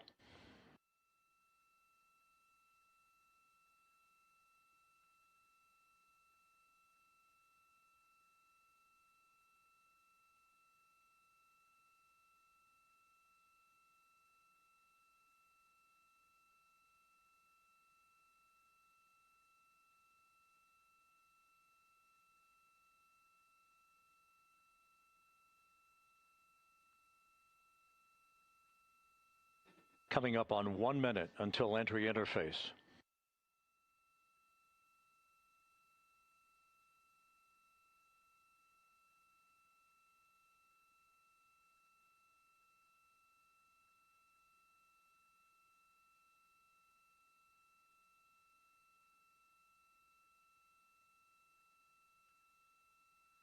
Mark 1 minute until entry interface.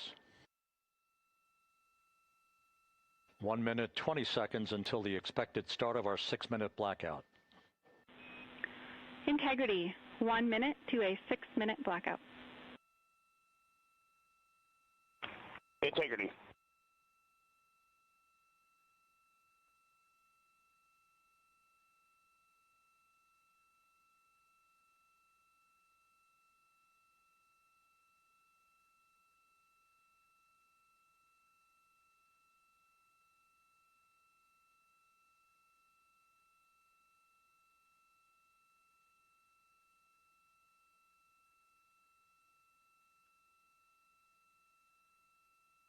Ten seconds till entry interface.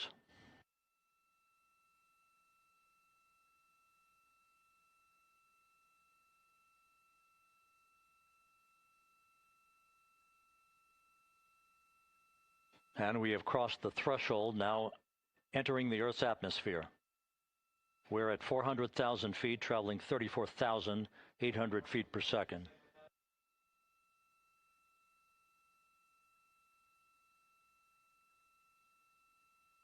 Time to splashdown, 13 minutes, 10 seconds.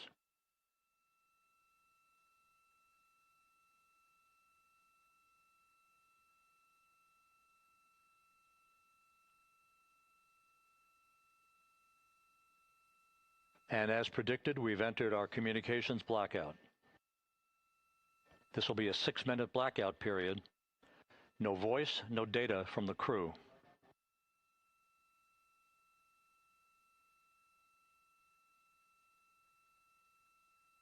We're 30 seconds away from the anticipated point of peak heating on the vehicle, where temperatures will rise to about 4,000 to 5,000 degrees Fahrenheit. This is the true test of our trajectory.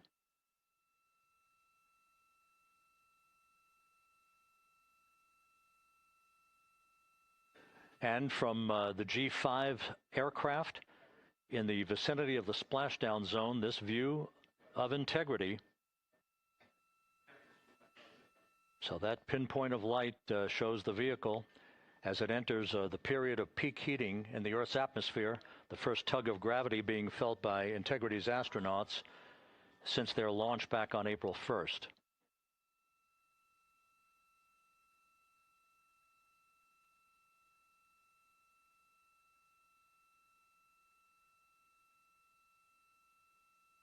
Four and a half minutes until the end of the blackout period.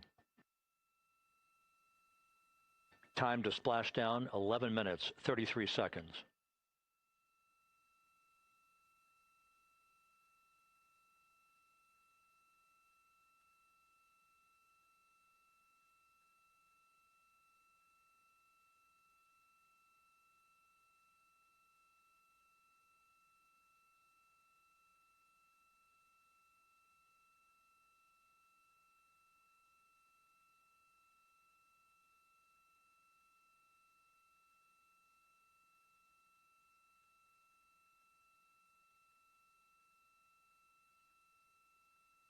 The landing and support officer reports that the P-3 has acquisition on Integrity.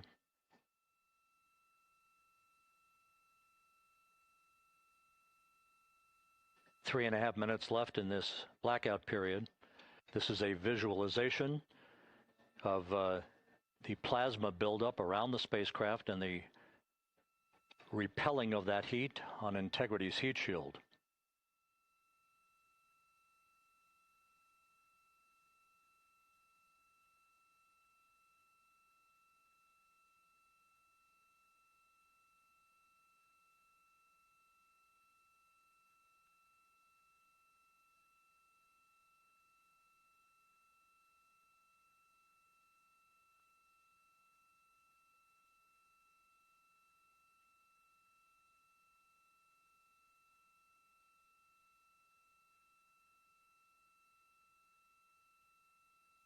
Flight Dynamics reports that airborne assets in the vicinity of the splashdown zone do have a visual on Integrity. Still 2 minutes and 40 seconds left in our blackout period. Time to splashdown, 9 minutes, 35 seconds.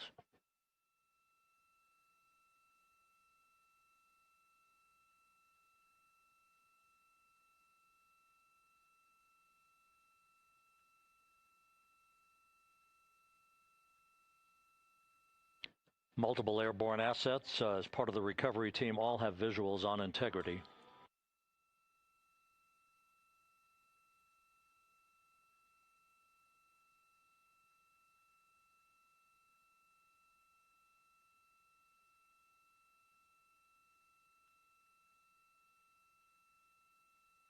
And the WB-57 flying in the splashdown zone also has a visual.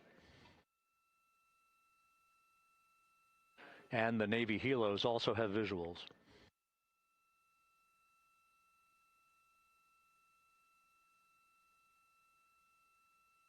We're still in the blackout period. Still do not have communications from the crew.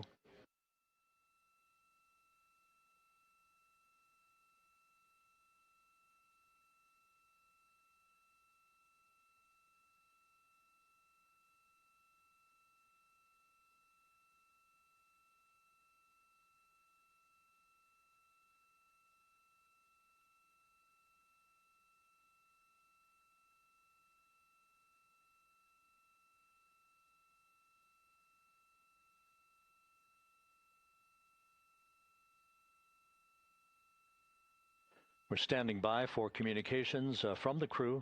We should be out of the blackout period less than a minute from now.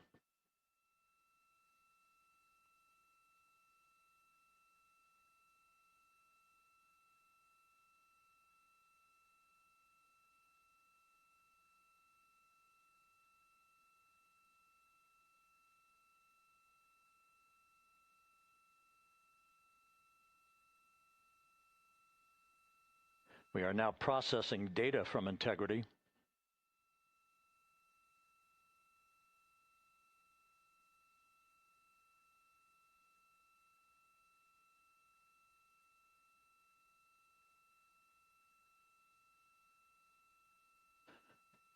Landing and support officer reports the small boats are en route to the splashdown target zone.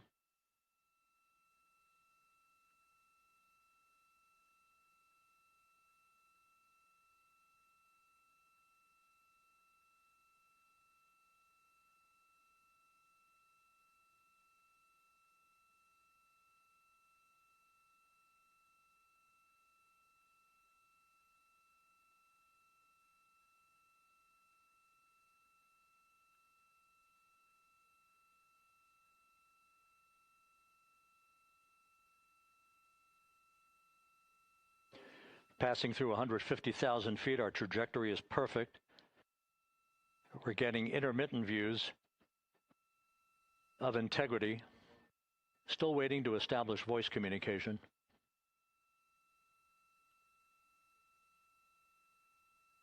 Integrity, Houston, comm check, post-blackout. Houston, Integrity, we have you loud and clear. Your trajectory is nominal, and your recovery teams have visual. Guidance looks good. No action for the enabled internal camera controller fail. Big cheers from the viewing room here in Mission Control as voice communication reestablished with Commander Reed Wiseman. For America and a waiting world, Integrity is 5.5 minutes away from coming home.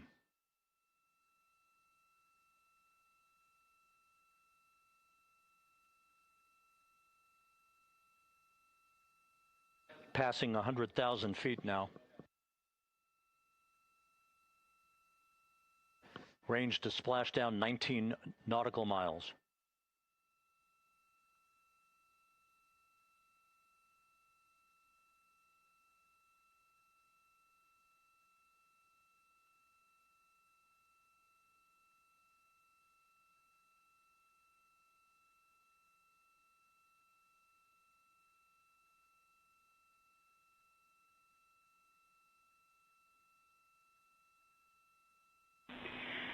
Integrity, impact to the camera controller fail is no Cab 1 views of the chutes.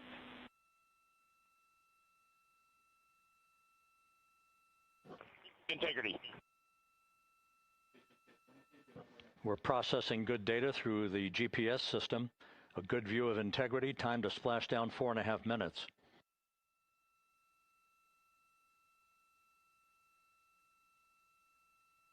And a view of Integrity from the WB-57. We're at 50,000 feet.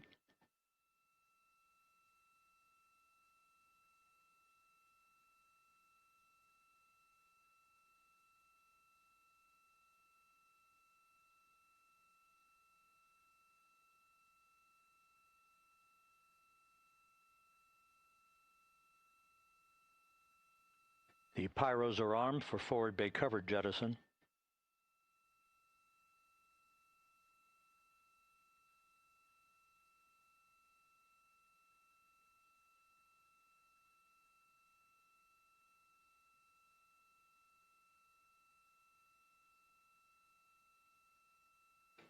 And there go the first series of parachutes. And we're on drogues. And Houston, we're visual 2 drogues out the window. 2 good drogue chutes. Next up. We copy, we see them. Next up, the deployment of pilot parachutes that will pull the main chutes out. Time to splash down 3 minutes and 10 seconds.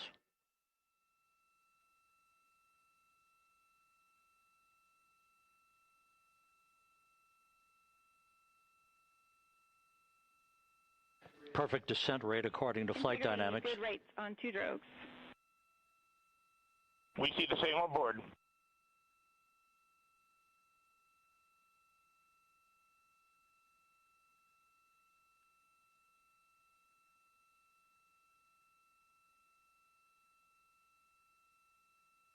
Passing through 10,000 feet, still on drogues.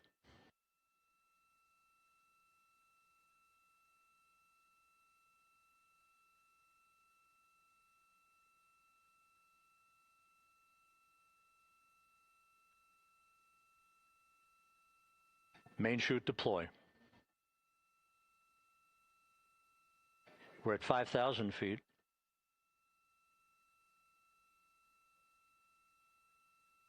Search and recovery beacon has been activated on integrity. And we have 3 good main chutes. Good 3 main chutes, good reefing, good descent rate. Good rates, and we see 3 good-looking parachutes.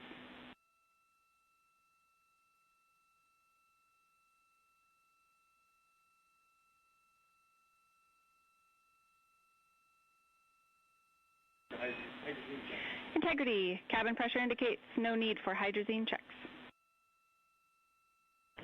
Integrity copies. This is a perfect descent for integrity. Its crew sounding hale and hearty on board. Time to splash down 1 minute, 15 seconds.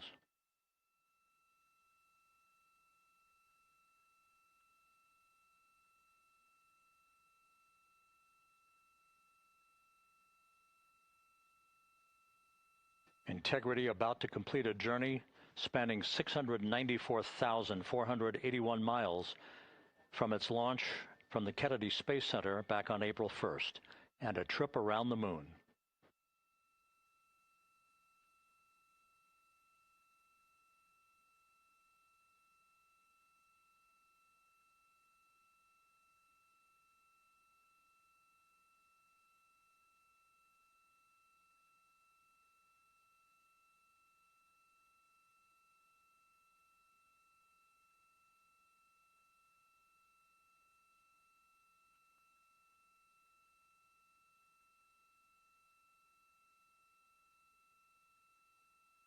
Passing through 1,000 feet.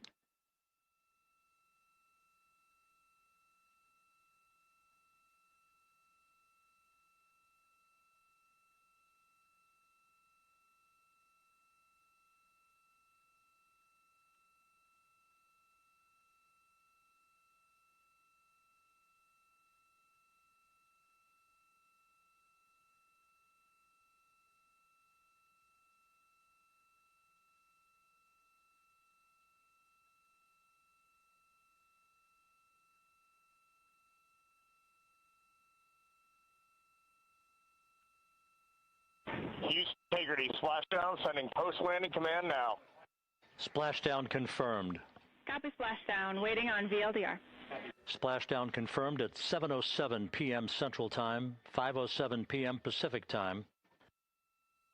From the pages of Jules Verne to a modern-day mission to the moon, a new chapter of the exploration of our celestial neighbor is complete. Integrity's astronauts back on Earth.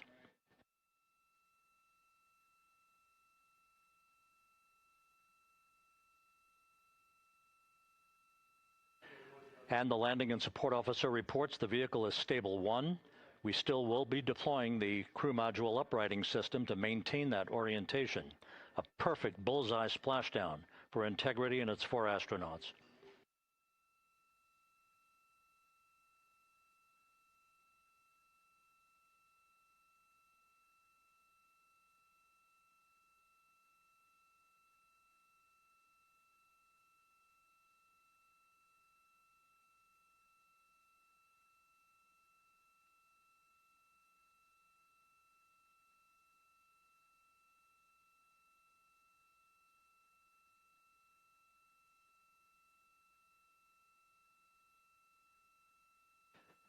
The unofficial splashdown time, 7:07 and 47 seconds p.m. Central Time. We'll get that refined for you. That would put the end of the mission at a mission elapsed time of 9 days, 1 hour, 31 minutes, 35 seconds.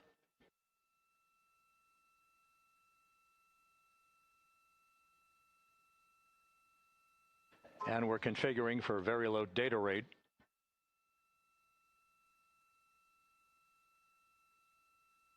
Once again, splashdown occurring in the Pacific, southwest of San Diego at 7:07 and 47 seconds p.m. Integrity Houston, comm check on VLDR.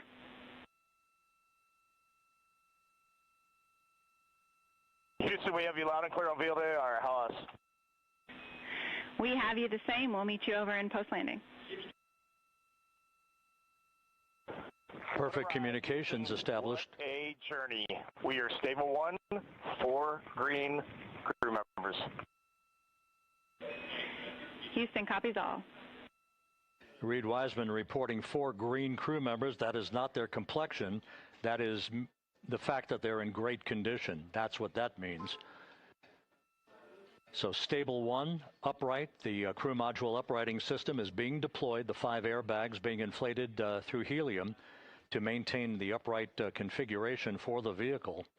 This was a textbook entry and a textbook touchdown for Integrity. Reed Wiseman, Victor Glover, Christina Cook, and Jeremy Hansen back on Earth after a journey around the moon.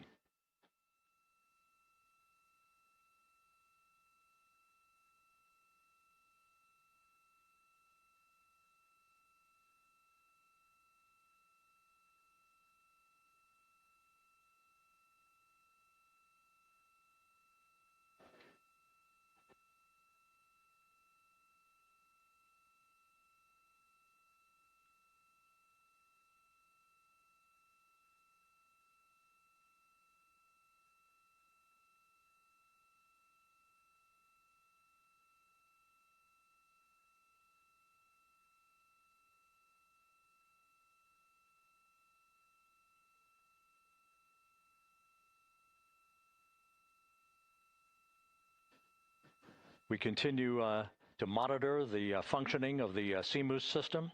The airbags are being inflated to maintain a stable 1 or upright configuration. And there's a good view from one of the naval helicopters hovering overhead. Reed Wiseman reporting 4 green crew members, meaning they're all in excellent shape.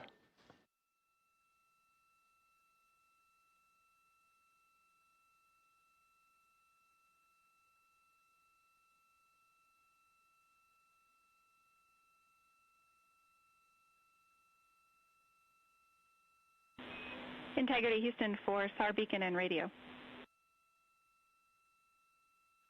SAR beacon is in for 06, and we're powering the radio now. Go ahead.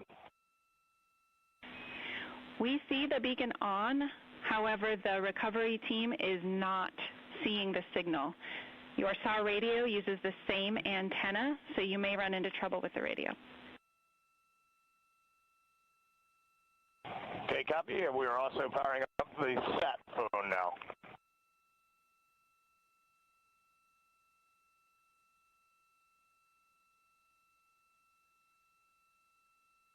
So Integrity is in great shape, and as the crew continues its post-splashdown timelined activities on board, Reed Wiseman once again reporting that all 4 crew members are in excellent shape.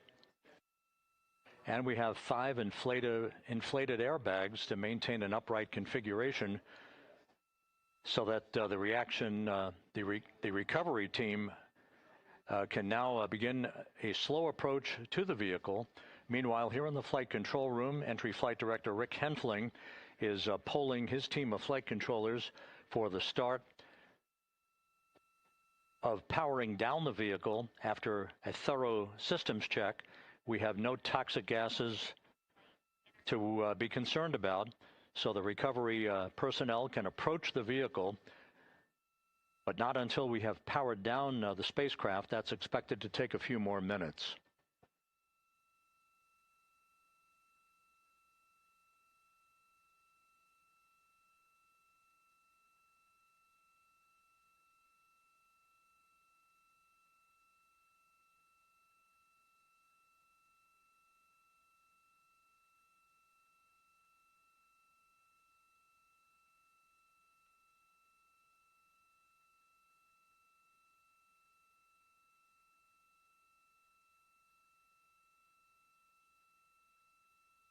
Integrity back on Earth following its historic flyby of the moon. It was, for all intents and purposes, a textbook mission. On 28, but I'll remain on this frequency. We copy.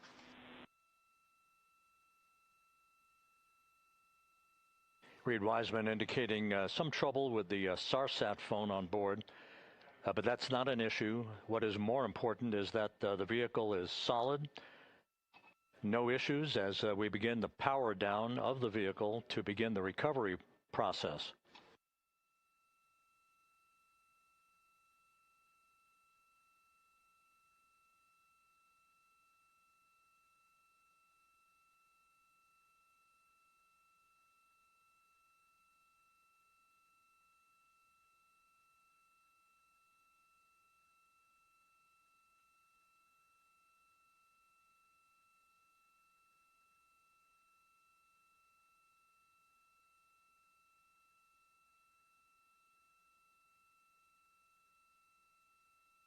The propulsion officer here in Mission Control reports that we have safed the prop system on Integrity. Can you say again, that was very weak and broken?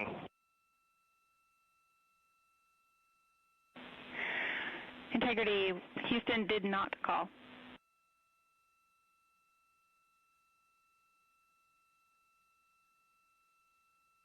Copy that, Houston. It might have been on the SAR radio. Stand by.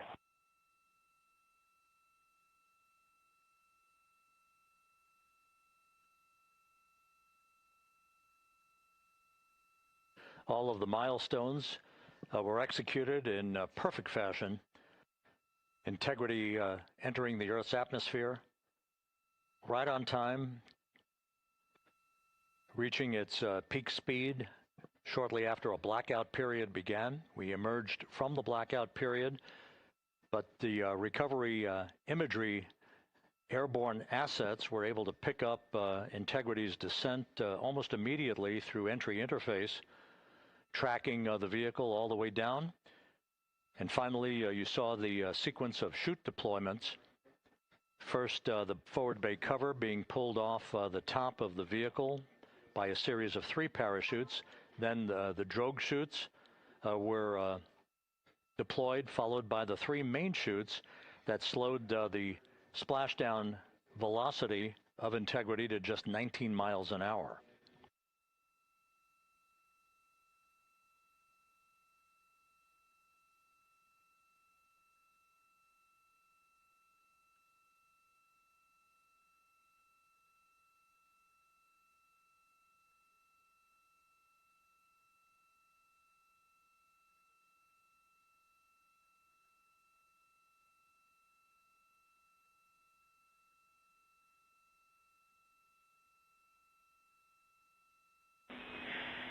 Integrity, Houston, with no joy on SAR and SAT phone, we'd like you to command an additional 15 minutes for a total of 30-minute power down delay.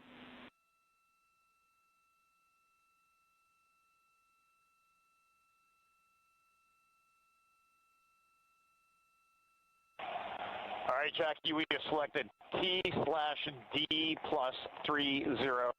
No joy on SAR radio or sat phone. And stand by, we have the master diver on SAR radio. Please hold comms.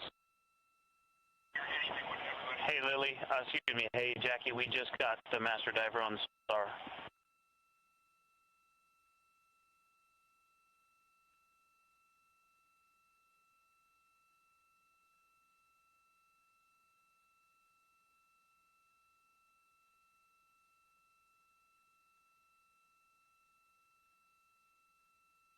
A good view of one of the fast boats. Integrity, Houston, if you are happy with your comm with master diver, you can go back to the 15-minute power down.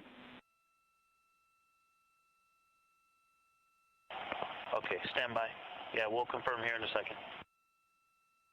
The crew on board Integrity coordinating with the flight control team in Houston here in Mission Control on the timing of the power down of the vehicle, which will be the precursor to the recovery teams approaching the spacecraft. There are no issues with integrity. We've had a bit of broken capability in establishing a SARSAT or satellite phone communications capability between the crew on board Integrity and the recovery team. That will get sorted out here shortly. There's plenty of cooling on board Integrity, so there's no rush to begin the power down. To call you on the sat phone and not getting an answer there either. Concur. We haven't had anything come through.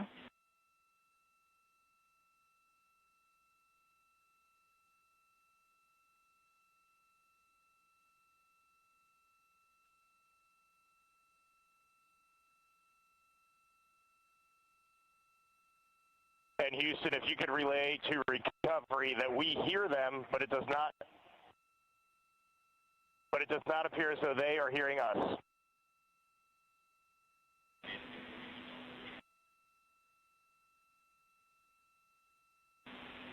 Houston copies, and Reed, just to confirm, you are pushing the PTT on the radio.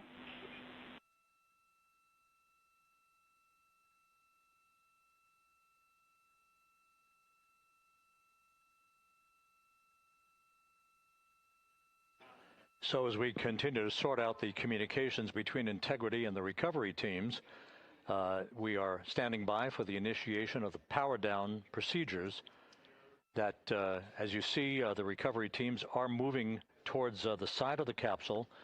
The next major event will be the erection of that large inflatable raft called the front porch. That will be the port of call for the crew as they're being extracted one by one from the vehicle.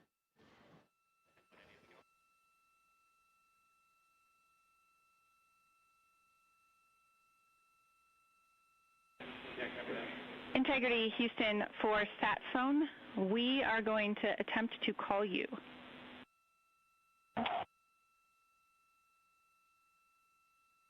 Good idea, standing by. And Jackie, yes, we are pushing the push to talk, the two buttons on the left side of the radio below the up-down arrows. We are utilizing them. I'm rebooting the radio to see if we get good comms. Okay, we copy all, and just to confirm, you are seeing that you are touchdown plus 3030 for power, correct? That's affirmative.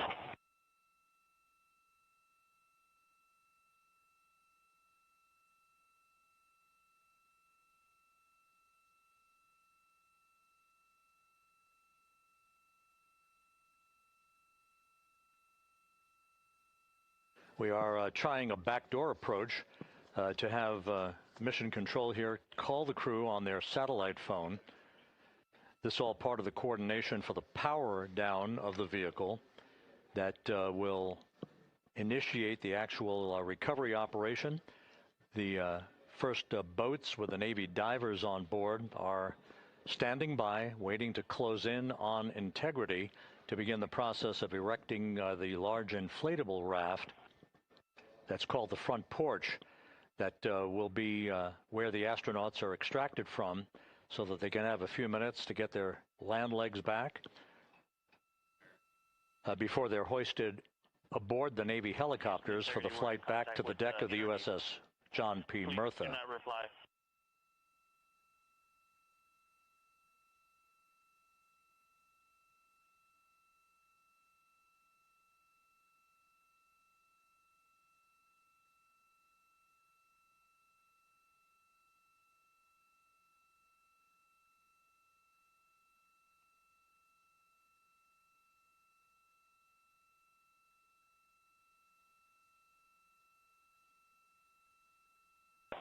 And Houston, please don't reply. NRD, very weak, but readable. Master diver, we can hear, but they cannot hear us.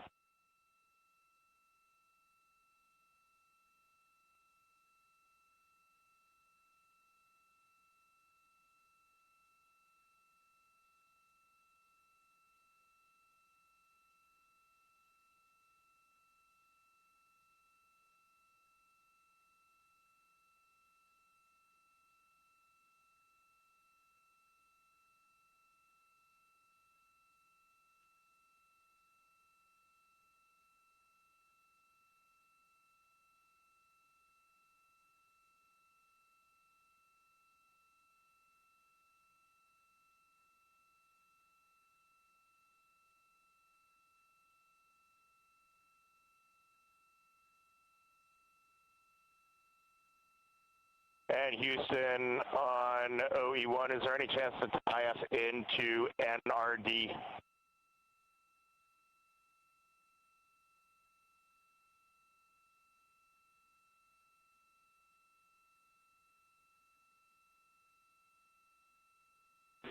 Checking.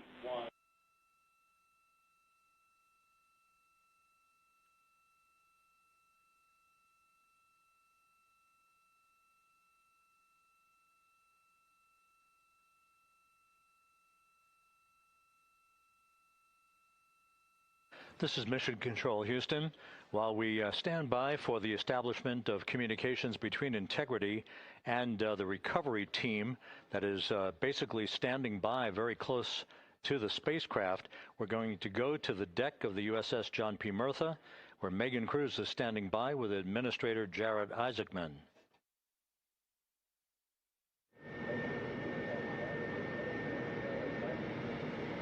Hey, Rob, yeah, just such an honor to be able to be here on the ship, to be able to share and experience this moment with everyone together. And of course, as you just said, yes, here with NASA Administrator Jared Isaacman. Administrator, how did you feel getting to witness this and seeing NASA at its best? Oh, I mean, I'm honestly, I'm still at a loss for words. I mean, you know, like the childhood Jared right now can't believe what I just saw. I mean, almost been waiting my whole lifetime to see this, and then it's NASA Administrator. I just couldn't be more proud of the entire workforce, the years, the effort, the late nights, all the hard work from across the country that contributed to this incredible moment right now. And yeah, incredibly grateful too for our teams here on the John P. Murtha right now. Yeah, look at them behind us here. Got everybody. Hey, what do you guys think? We just brought some astronauts back from the moon, huh? Unbelievable. Thank you. Yeah, so grateful to the Navy, the sailors that are here, the NASA teams. I mean, this is a joint effort that's on their way right now. These recovery forces are getting out to our Orion spacecraft, to Integrity, get our astronauts back on the ship safely. Yeah, and this is not just an accomplishment for NASA. This is an accomplishment for humanity. Again, a historic mission to the moon and back. How does this make you feel, and what do you hope people take away from this? Well, I'll tell you, you know, I think about the crew members that we've all had an opportunity to observe over the last 10 days, right? I mean, they're absolutely professional astronauts. I mean, wonderful communicators, almost poets. But then I think these were the ambassadors from humanity to the stars that we sent out there right now. And I can't imagine a better crew than the Artemis II crew that just completed a perfect mission right now. So yes, it's a huge moment for everybody, right? I mean, we are back in the business of sending astronauts to the moon, bringing them back safely, and to set up for a series more. I mean, this is not a once in a lifetime, which you hear sometimes around here. It's like, this was a once in a lifetime. No, it's not. This is just the beginning. We are going to get back into doing this with frequency, sending missions to the moon until we land on it in 2028 and start building our base. Yeah, are we going to build on the momentum for Artemis III? I mean, it's just around the corner. Absolutely. So, I mean, that's, you know, part of me too. Like, I can't wait to get the crew off of Integrity right now, but also getting Integrity back on this ship so we can start taking a look at it, because all that data is so precious to us right now. I mean, we are going to definitely want to take a good look at the thermal protection system. We're going to want to download all the data they couldn't transmit back to us and use that to inform Artemis III. But we're already making progress, right? You had SRB segments already showing up at KSC. Core stage for Artemis III is rolling out on April 20th. We're getting Mobile Launcher 1 back in vehicle assembly building. So yes, there is a lot to celebrate right now on a mission well accomplished for Artemis II, and at the same time, we got to start getting ready for 3. Amazing. And last question, you know, for people who joined us for all 10 days to see what we can accomplish together with our international partners, what do you think about the fact that we're going to keep doing this more and more and more? It's incredibly exciting. I mean, yes, it's the contributions, like the best and brightest across the NASA workforce from across the country, our industry partners, our international partners. We had a Canadian Space Agency astronaut on board in Jeremy. We had the European Service Module. And you think in the days leading up to this launch, I mean, 48 hours prior to launching Artemis II, I was meeting with the Italian Space Agency. We signed a memorandum of understanding to build a habitation module on the moon. I mean, you have countries, all of our allies and partners coming together saying, we are committed to this effort. We are returning to the moon. We're doing it to stay. We are building that enduring presence. We are going to master the skills on the surface of the moon so someday we can undertake missions to Mars. It's just an incredibly exciting time, and we're not going at it alone. We're bringing everybody along with us. Absolutely. And speaking of everyone, one more time, we're going to ask the crew here, you guys ready to land on the moon? Awesome. I love that. Okay, well, thank you so much, Administrator. Appreciate you being here. We're, of course, going to stay on to watch the crew get extracted from Orion, so stay tuned, and we'll see you back here shortly.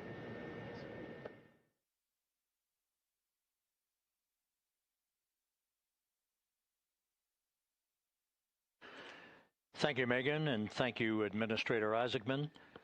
We are in the process of working to establish that communications link and to establish the procedures that will lead to the power down of the spacecraft, which is gently bobbing in the Pacific following a bullseye touchdown that occurred at 7:07 p.m. Central Time, 5:07 p.m. Pacific Time, 2.5 hours before sunset in the Pacific southwest of San Diego.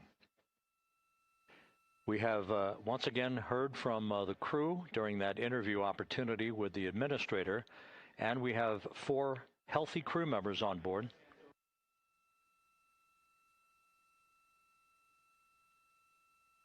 We now have confirmation that the vehicle has been powered down as per the procedures. So we have vehicle powered down, and the flight control team here in Houston, Flight Director Rick Henfling, has handed over mission authority to the Exploration Ground Systems team out in the Pacific. Now, we will physically not get off console with this team until the crew has been extracted into the front porch, that inflatable raft that will be erected along the side hatch of Integrity. So we're standing by for that in the next step in the recovery procedures. But everything is in great shape, and we have 4 healthy crew members on board the vehicle.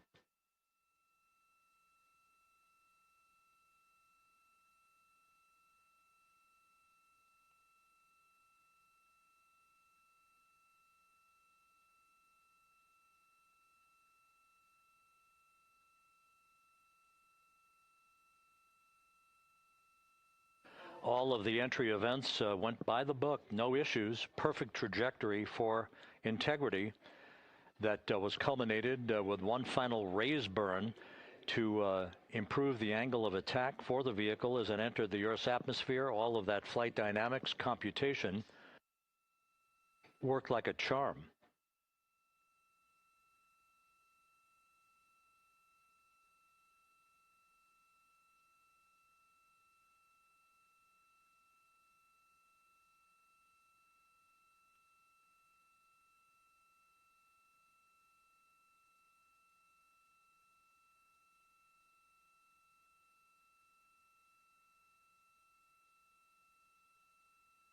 So we are standing by for the recovery team to approach Integrity and begin the process of erecting that inflatable raft called the front porch, which will see the crew members be extracted from the hatch of Orion into that inflatable raft before they're hoisted aboard 2 Navy helicopters in a variety of different configurations. Each crew member will be hoisted in sequential fashion, in alternating fashion, 2 crew members for each helicopter before they turn around to head back to the John P. Murtha. Once on the deck of the ship, they'll be brought into medical bay for comprehensive medical exams. But Reed Wiseman has reported several times that the crew is in excellent shape.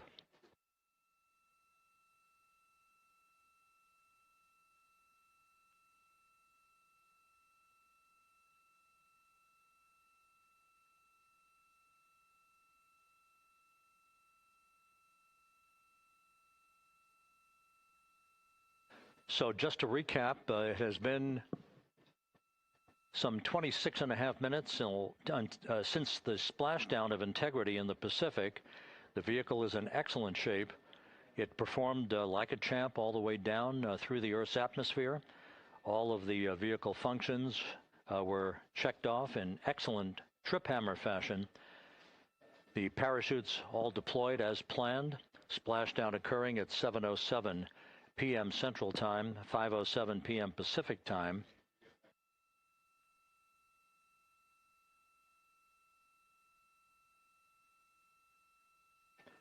And after a bit of a tussle to try to establish a communications link with the recovery team, we were finally able to run through the procedures for the powering down of the vehicle.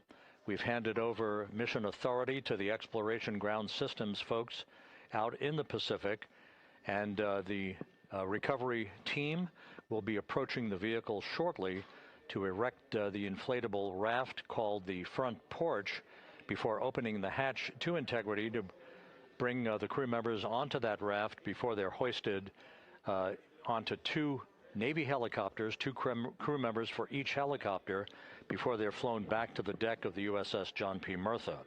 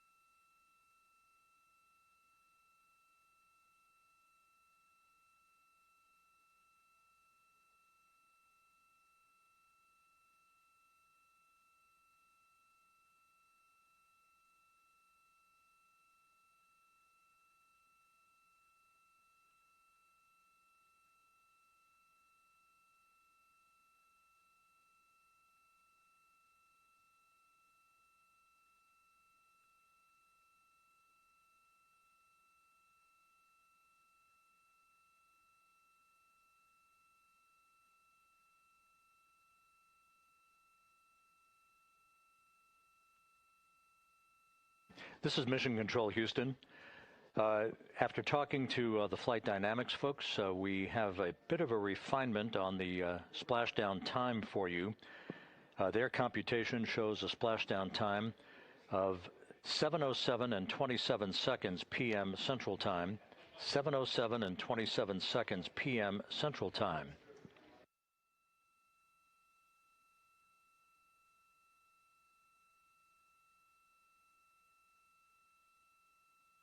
That would equate to a mission elapsed time of 9 days, 1 hour, 32 minutes, and 15 seconds.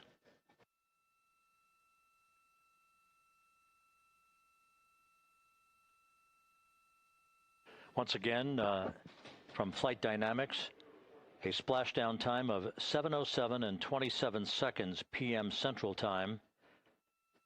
That would equate to a mission elapsed time of 9 days, 1 hour, 32 minutes, and 15 seconds.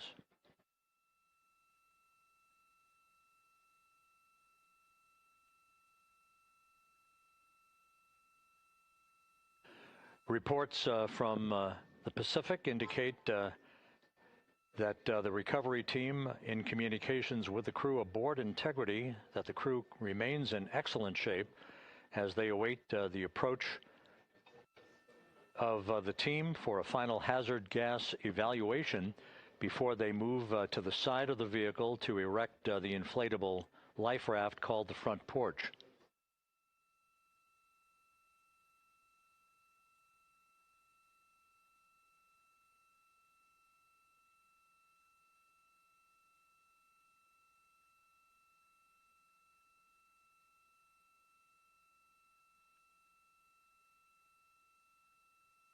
Again, no issues with Integrity. The vehicle is powered down.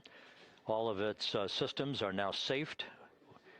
We have handed over mission authority to the Exploration Ground Systems folks in the Pacific, but we will not stand down and have the entry flight control team depart its positions until that inflatable raft, the front porch, is erected, the hatch open, and the crew having exited the vehicle. So that's the next step in the recovery process that will lead to the hoisting of the crew members.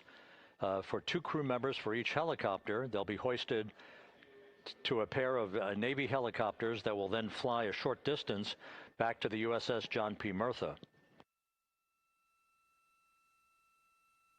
What you're looking at is one of the fast boats circling the vehicle to make a hazard assessment.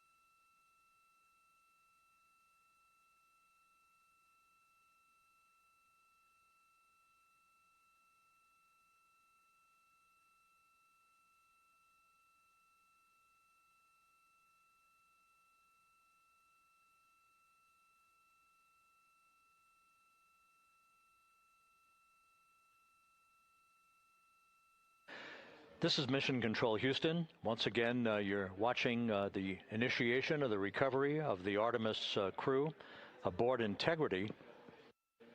All of the Navy divers and the fast boats are now approaching the spacecraft after conducting a hazard assessment. The vehicle has been powered down. Entry Flight Director Rick Henfling now waiting for the life raft, the front porch, to be erected along the side of the vehicle so that the hatch can be opened and the crew members extracted from Integrity, soon to be hoisted one by one into a pair of Navy helicopters for a short flight back to the deck of the USS John P. Murtha. If you missed it earlier, we talked to Flight Dynamics and received a more official touchdown time or splashdown time, as it were, of 7:07 and 27 seconds p.m. Central Time, 5:07 and 27 seconds p.m. Pacific Time. That would equate to a mission elapsed time of 9 days, 1 hour, 32 minutes, and 15 seconds.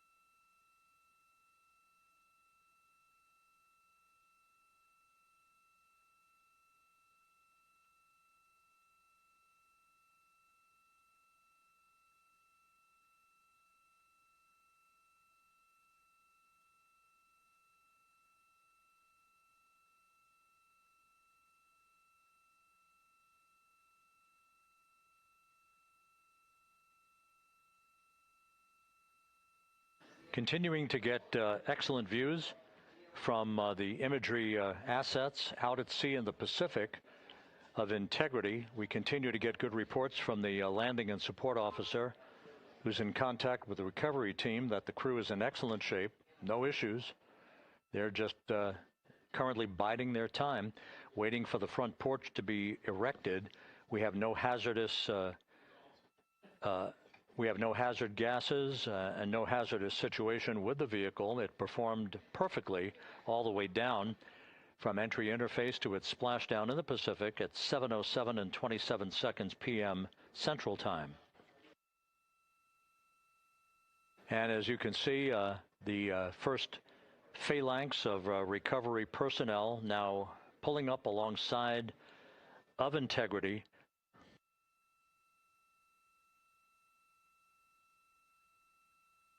This includes Navy divers, a Navy flight surgeon, and other recovery personnel who have trained for several years for this recovery process.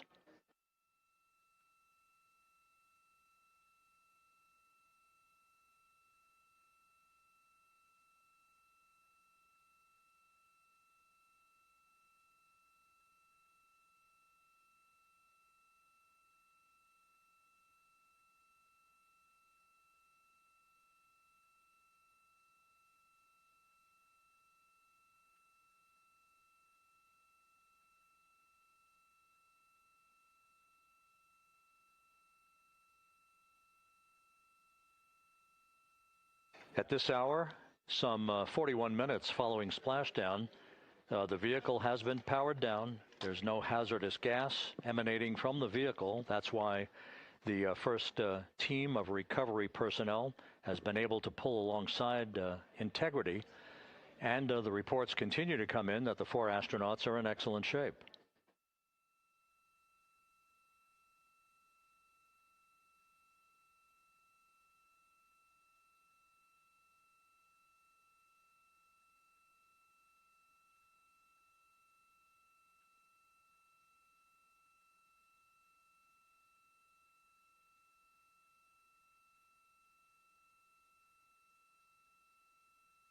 Yes.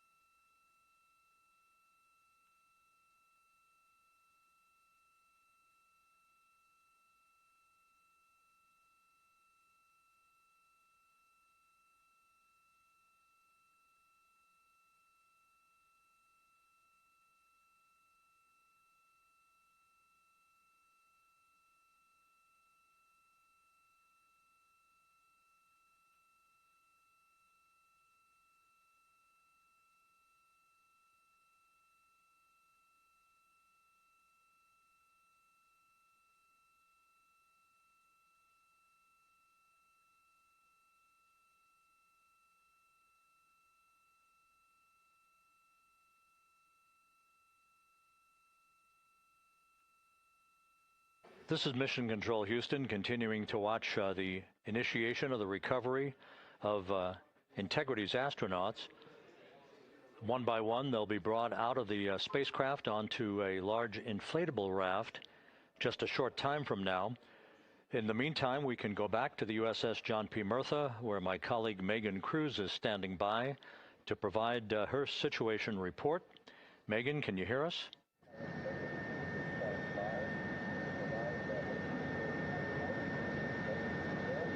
Hey, Rob. Yes, I can hear you. Thank you. Yeah, we're back here on the bow of the recovery ship where there are still plenty of people peering out into the water. We are not very far from the action everyone is seeing on their screen now. The Orion spacecraft, Integrity, in the ocean, surrounded by a number of recovery boats.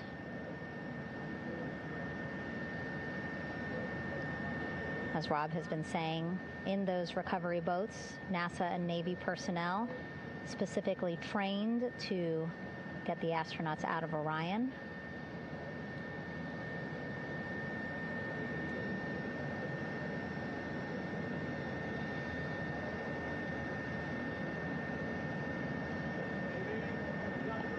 In some of our wide shots, you can probably see that there are 6 boats out in the water. More than 40 people out in the water right now on those boats.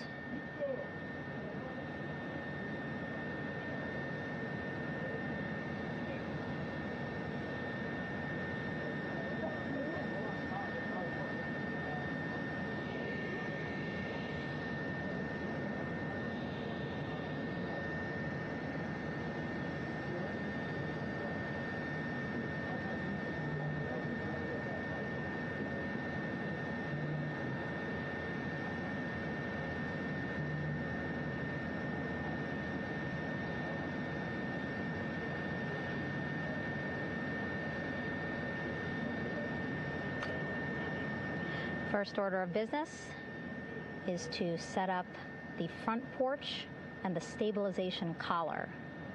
You might also hear it referred to as a stab collar. Basically just to make sure that Orion stays upright, doesn't sway in the water too much, again, to make it easier for recovery forces to get the astronauts out.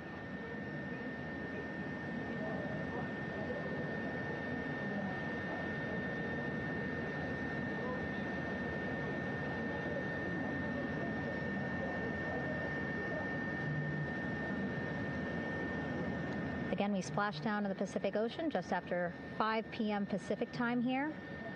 It's a requirement by NASA to be able to get the crew out of Orion within 2 hours of splashdown. So doing great on time so far. Plenty of time. No rush either. I was speaking to NASA flight surgeon Rick Schuring earlier in this broadcast, and he said to me, no rush to get the crew out. Just want to make sure that they're feeling good, and whenever they're ready to take their step out of Orion and onto that large raft, the front porch, folks will be ready.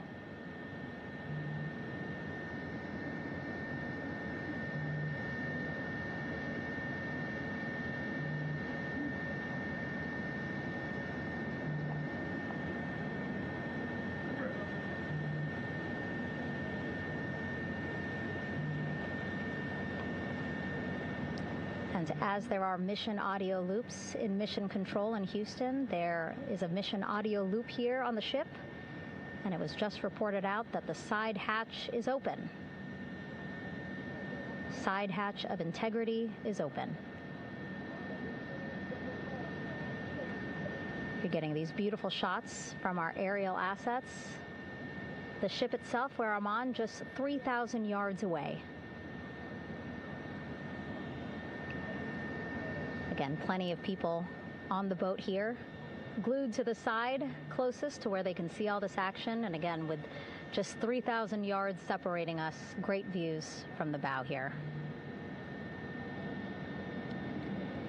You can see now that side hatch is open. One of the Navy personnel is about to get inside there.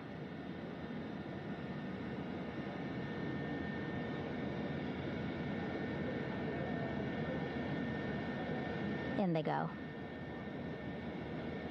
In total, 4 will go into Orion.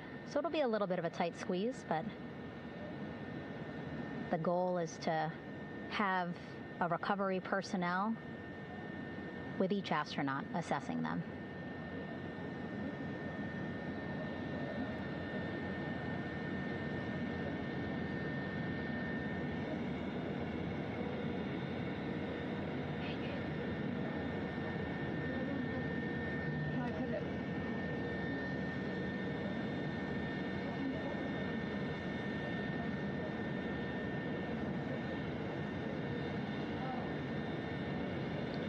Boats getting closer now. Again, that one that's right up against Orion, those are the divers that will go in to the spacecraft to check on each of the astronauts. These other boats will begin doing a number of things, putting on that stabilization collar onto Orion, building that front porch. Eventually, they will retrieve the parachutes, as well as tow Orion back to the well deck of the recovery ship here.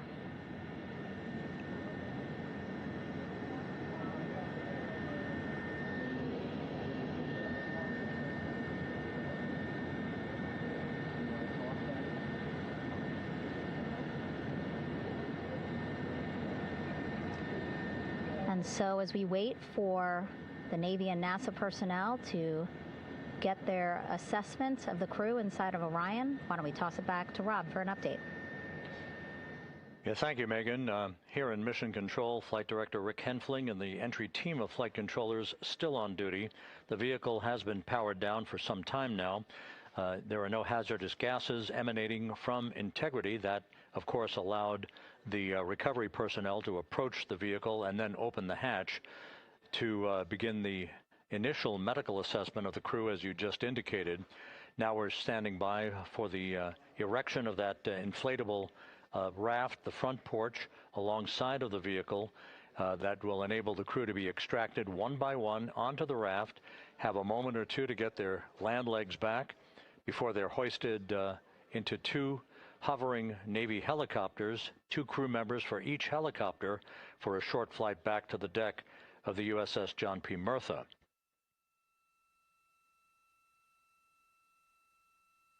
All of Integrity's systems operated flawlessly throughout the course of the approach to the Earth, the entry into the Earth's atmosphere, and all of the key milestones that followed in this high-speed return to Earth for integrity.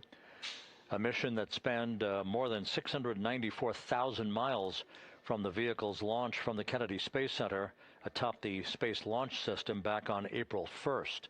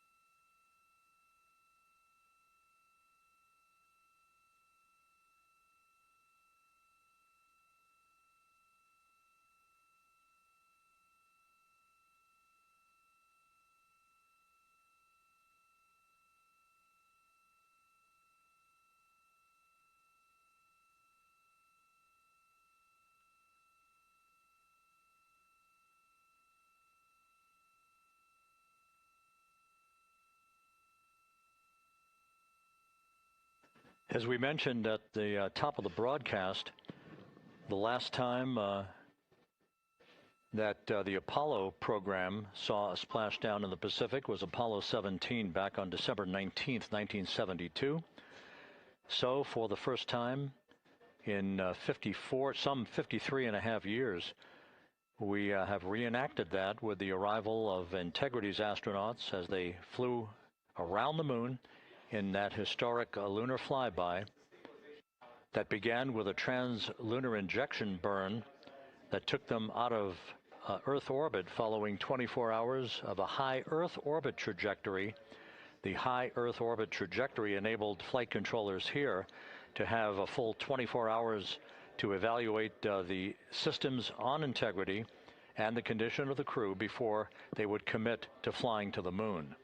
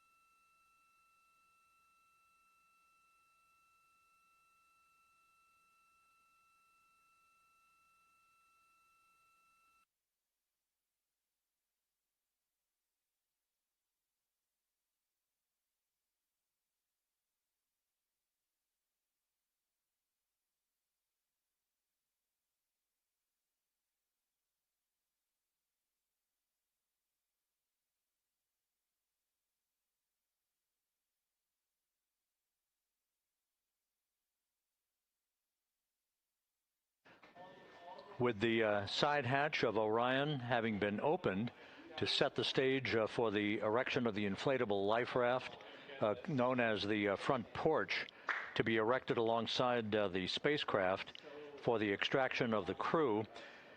Let's play for you an interview that my colleague Megan Cruz conducted on the USS John P. Murtha with Navy diver First Class David McMahon that explains how this process is unfolding. Okay, Davey, so you and some of your team, one last look over of the stabilization collar, correct? Yes, ma'am. Okay, so what is this stabilization collar? This is what's going to stabilize the capsule out there in the ocean. We don't know how good the weather or the waves will be that day, so this will help prevent any unnecessary occurrences from happening, stabilizing the capsule and the astronauts inside. So basically this is a float that will go around Orion. I'm assuming that what they're doing right now, these are the lines that will attach the collar onto Orion? That is correct. And so what are they doing here? So we've got the lower line that will secure the inflation device before we inflate it. That gives us the go-ahead that it's secure in its space, and then we'll inflate it. And then once that is done, we'll undo all the carabiners and get this orange line on top tied in the same fashion. And then this will be secured to the capsule, and the astronauts can safely take their first steps out of the capsule onto the front porch. Okay, and how long will it take them to set up the stabilization collar? We should definitely be able to handle this in under 10 minutes. Okay, wow. And then you just mentioned the front porch. So basically after they set up the stabilization collar, then they set up what's called the front porch here. That's correct. Okay, and what's the front porch? Front porch is basically a bigger waiting room for the astronauts to sit in while we wait for the helicopters to show up and grab them. Okay, so the medical team that was inside with the crew, they're going to help them out and onto the front porch? That is correct. And then what happens here? We have higher trained medical personnel also on board the front porch that will give them lookovers and just make sure they're okay while we wait for the helicopters to show up. Okay. How does it feel, I mean, your team, you, to be part of a mission that's returning astronauts from the moon in more than 50 years? We all feel extremely honored to be a part of this, as well as a bigger mission for the Navy and joining up with NASA to do great things. And do you feel like you and your team are ready? Yes, very ready. Cool. All right, thank you so much. Thank you.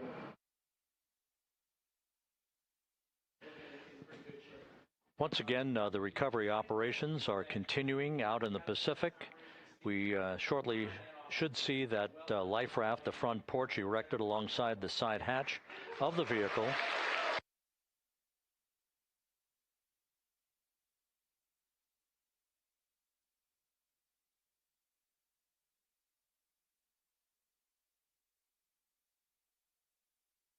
A number of flight controllers have come into the flight control room to receive congratulations from Entry Flight Director Rick Henfling.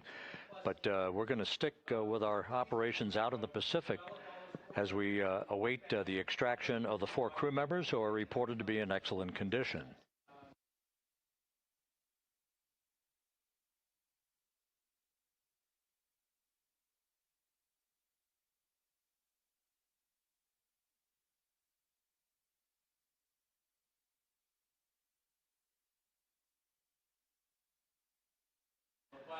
Again, while we stand by for that front porch to be erected alongside of the side hatch of the vehicle, let's go back to the USS John P. Murtha and Megan Cruz. Megan?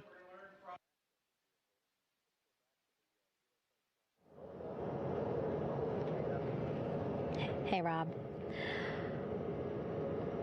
Pausing now to listen to some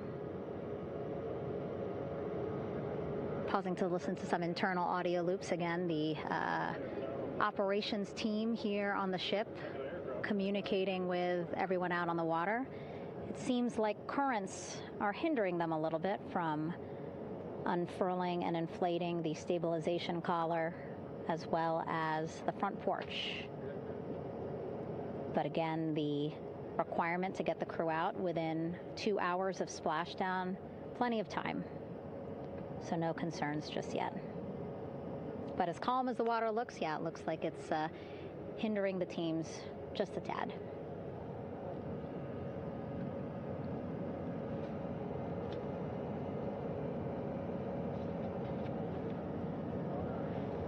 You can see in some of our shots that side hatch still open. Again, inside there are now 8 people inside. 4 divers, Navy divers, all with medical training, each assigned to an astronaut each. Making sure that they're comfortable, feeling good.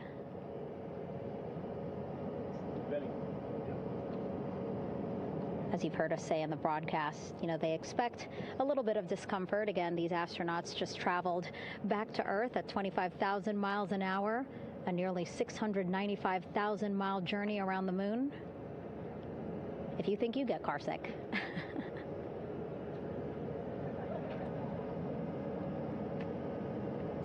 Again, 6 boats out there, lots of gear with them, just in case, right? As we said, the crew reported feeling great, but again, all those folks out there in case they weren't, right? NASA is all about making sure we think about every situation that can happen, and so, of course, wanted to be ready in case any of our astronauts needed more medical attention while out there in the water.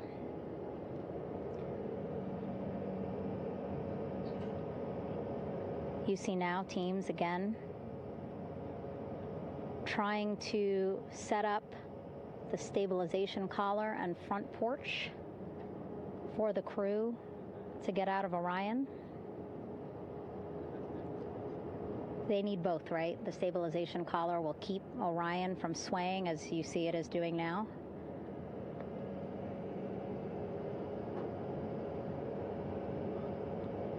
And then they will connect the front porch to the stabilization collar so that the crew can take 2 steps and they will be in the front porch.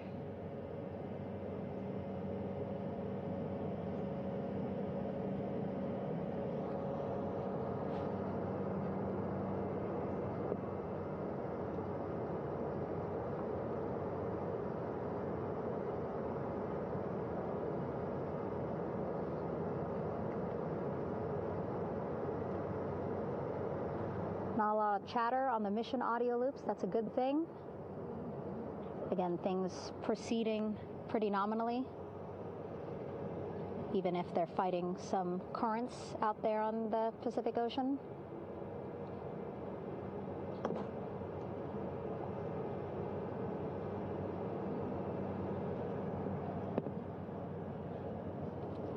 Again, the goal, setting up the stabilization collar and the front porch so that the crew can rest comfortably in the front porch, get placed into harnesses so that 2 helicopters can lift them off the front porch and onto the USS John Murtha here.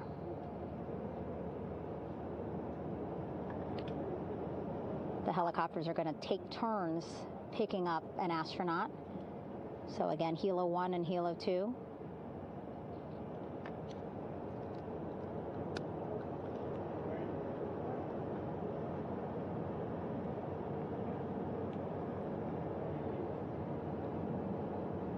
Okay, and the recovery team here on the ship just got a report from the undersea medical officer who is inside the capsule with the crew. He is reporting all 4 members are green. All of our 4 astronauts, Reed, Victor, Christina, Jeremy, green, meaning they are feeling great, not the complexion of their skin. They are feeling great, happy to be home, and ready to be extracted as soon as possible.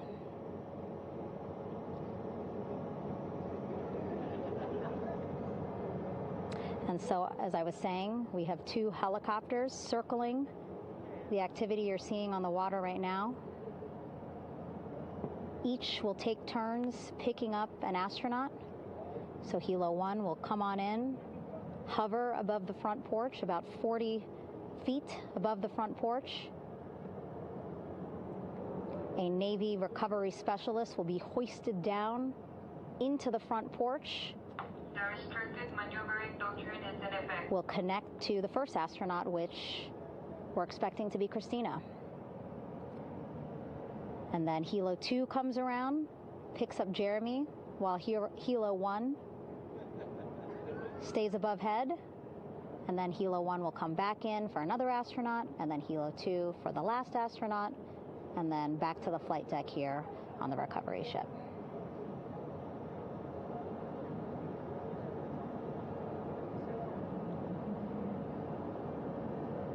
I was talking to Assistant Artemis Recovery Director Paul Sierpinski. He said helos are a much quicker, safer way to get on board. They did actually consider boats, but then if you think about it, longer time, the crew would have to move through more of the ship. This way the helos will give a more direct, quicker route to the medical bay for our 4 astronauts.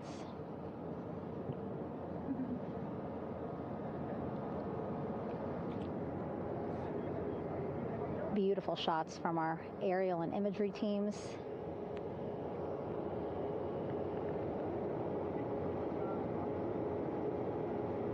Clouds have dissipated for a clear view from the bow of the recovery ship here.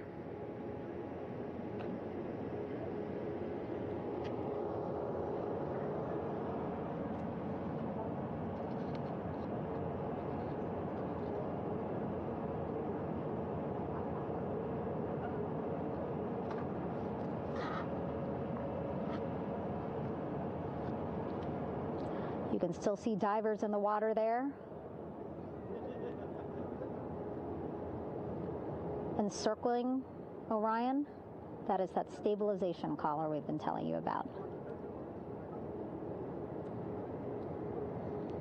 As you saw in that interview just a few minutes ago, they have to first connect it to Orion, and then once it's secured onto Orion, they can inflate it, and then they'll further secure it with other harnesses and lines.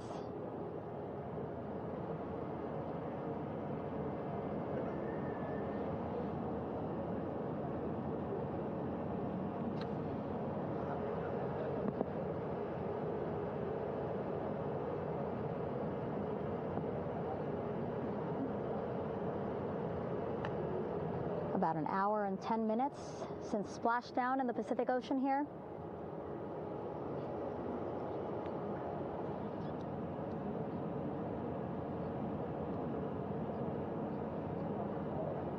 Reed, Victor, Christina, and Jeremy back home after a history-making mission to the moon and back.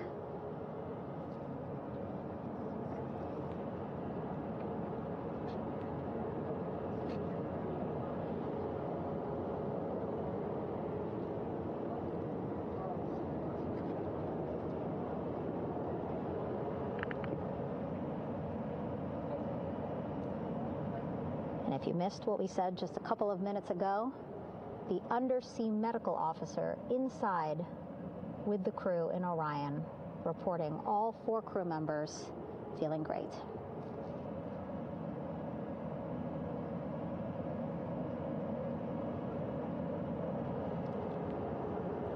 Progress being made there on the stabilization collar. It looks like they are beginning to inflate it.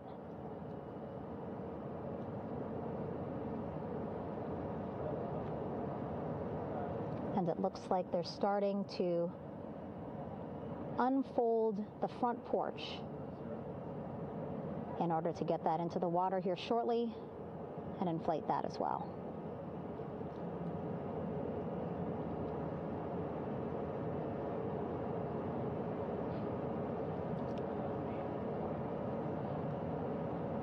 Again, more than 40 people out in the water right now.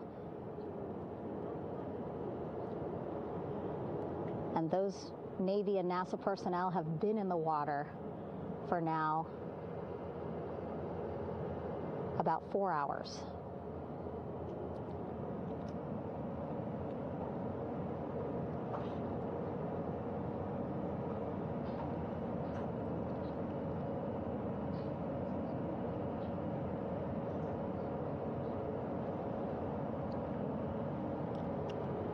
The reason why they had to get out so early is just to stage everything.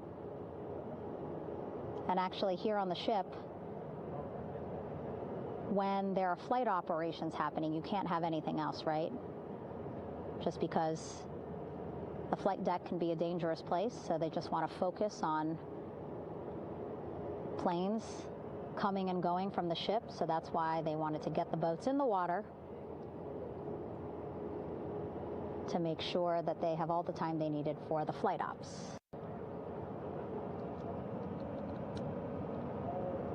And then the same crew here out in the water, they will stay out in the water for a number of hours after we recover the crew and get them back on the ship, because then they have to recover Orion.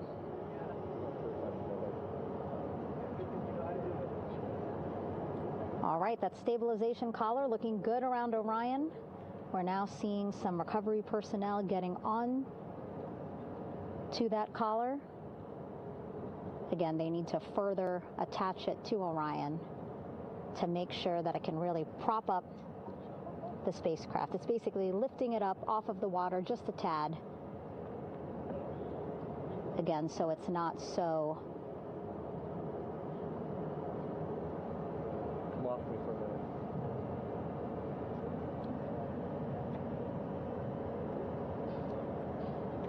so it doesn't sway so much in the water there.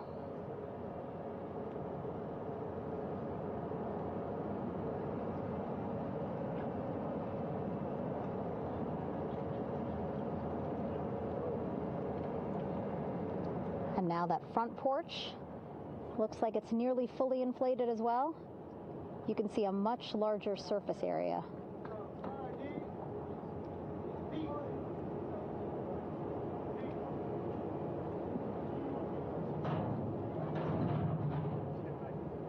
And so once the crew get out of Orion, they can stretch their legs a little bit on this front porch, get some fresh air.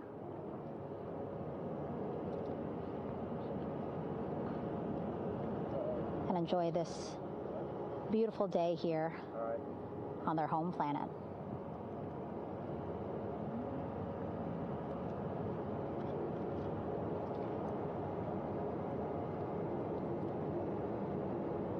It appears teams now are about to connect the front porch to the stabilization collar.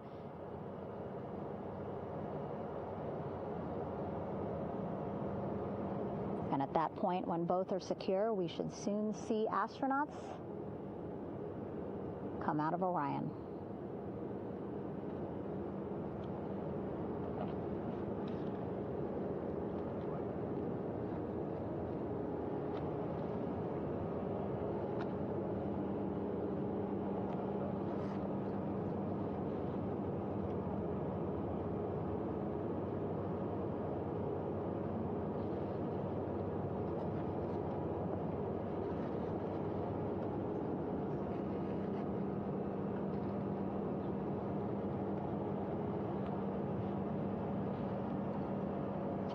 All these views you see also being fed to the Landing Force Operations Center here on the ship. Of course, it is very important for our recovery teams leading the mission to have all the views that you're seeing as well. Again, listening to their communication loop here on the ship. Very quiet, which is a good thing. It means things are going pretty nominally, meaning as expected.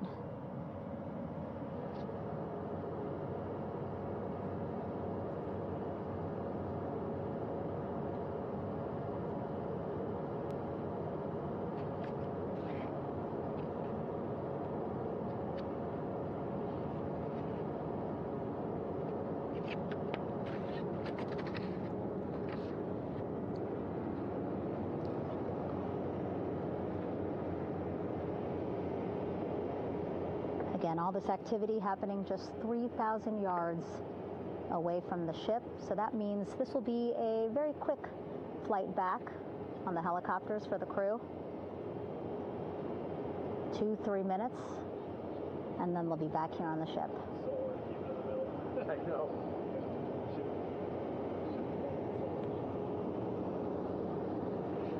Okay, saw a thumbs up from one of the personnel on the front porch. It looks like they are now getting ready to deploy what they call the Air Rescue Vest, ARV. And so this is the harness that each crew member will get into in order to be hoisted into the helicopters. Again, those helicopters hovering just about 40 feet above the front porch when they're ready to pick up each crew member.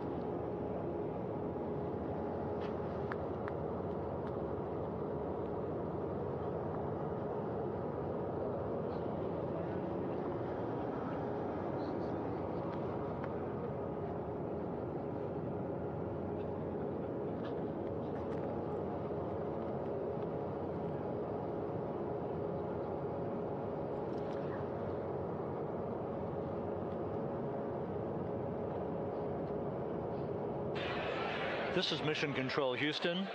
Behind me, a fairly raucous scene as hundreds of flight controllers have poured into the flight control room here.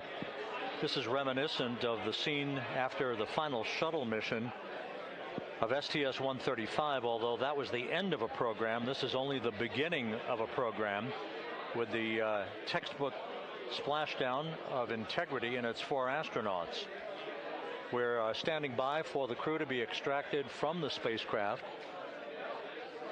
Entry Flight Director Rick Henfling invited all of these flight controllers who have contributed to this mission to enter the flight control room to have an opportunity to receive well wishes and to share the mutual glow that exists in the wake of a textbook mission for Integrity. On the front screen here in Mission Control, a sign that says "Welcome Home, Integrity," taking humanity back to the moon, going further, and returning safely to Earth. So all of that jubilation, part of the post-splashdown activities, even as we await the crew being extracted from the vehicle to be hoisted onto Navy helicopters for the trip back to the USS John P. Murtha.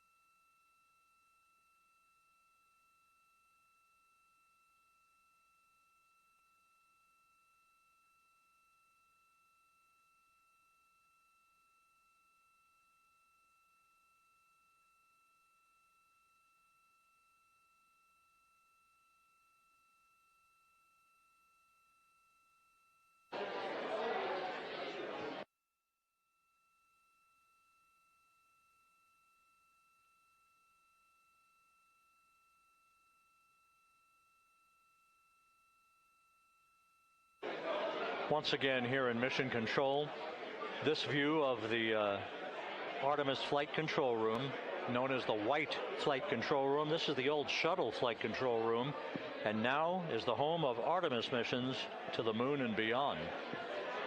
Once again, quite a few flight controllers were invited in by Entry Flight Director Rick Henfling to share in the jubilation following the successful splashdown of Integrity.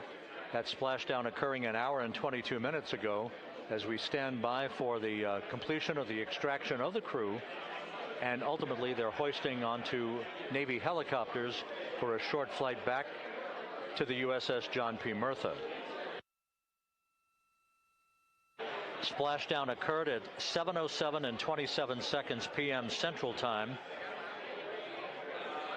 I had an opportunity to talk to the head of flight dynamics, Jeff Birch, a moment or two ago. He said the trajectory of Integrity coming through the Earth's atmosphere was so precise, they've never seen anything line up on a ground track like today's entry by Integrity for its splashdown southwest of San Diego.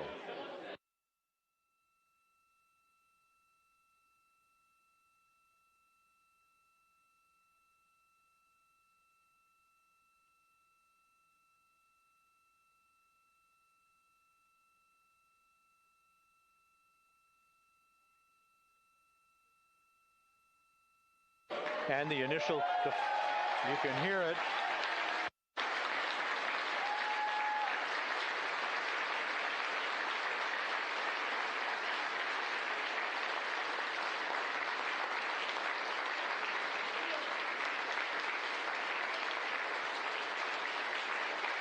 Jubilation here in the flight control room. The first crew member is out of Integrity.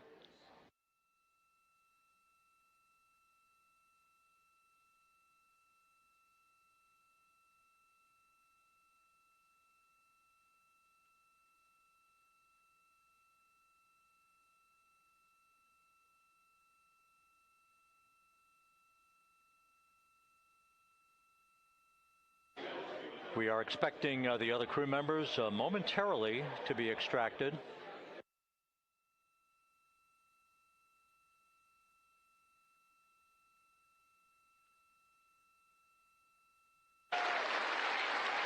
We now have 2 crew members out.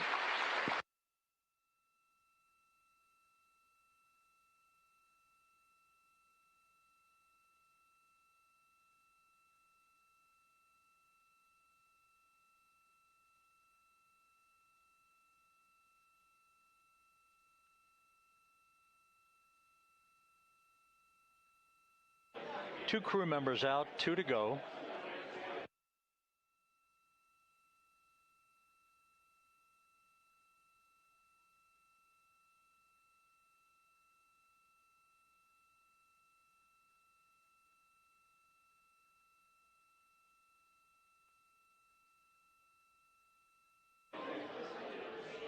We're about 1 hour from sunset out in the Pacific. Everything continues to go well. Integrity's systems function perfectly during its entry back to Earth. And Reed Wiseman, the commander who will be last out of the vehicle, reported that all the crew members were feeling very well.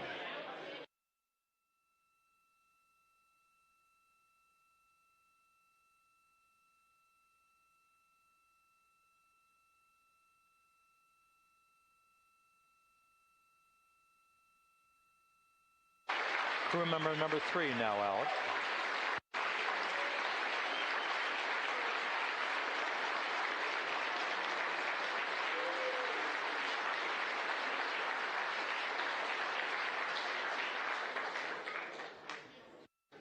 And now standing by for the commander, Reed Wiseman, who will be last out of his ship. Bobbing in the Pacific under almost ideal conditions, Integrity spanned 694,000 miles during its journey from launch to splashdown.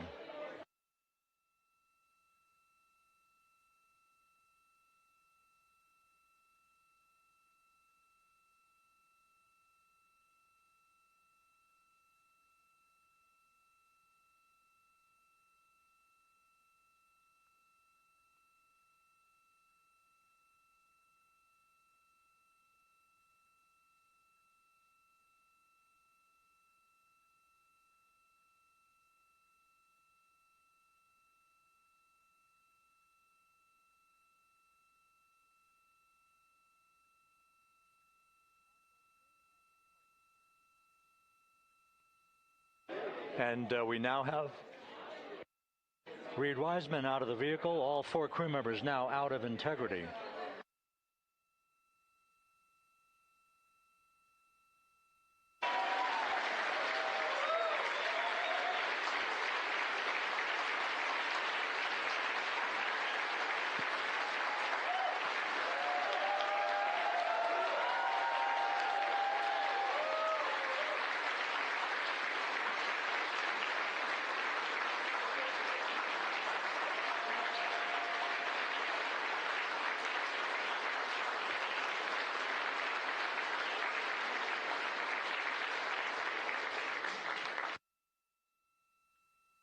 Once again, all 4 crew members now on the front porch, and the procedure to begin hoisting them up to these 2 Navy helicopters hovering overhead will begin shortly.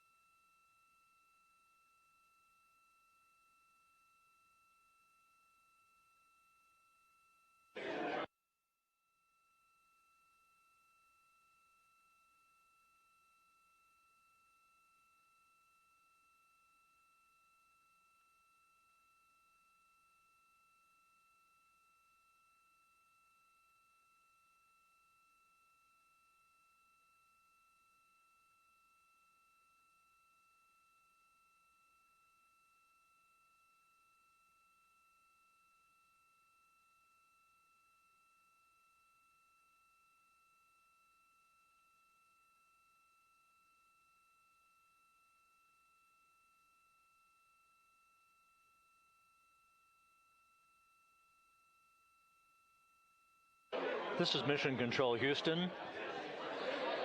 The mission is over, but the melody lingers on as jubilation continues here in the flight control room. We should be expecting NASA's Associate Administrator, Amit Kshatriya, to be joining us shortly for a short interview while the recovery operations continue out in the Pacific. So we'll stand by for that.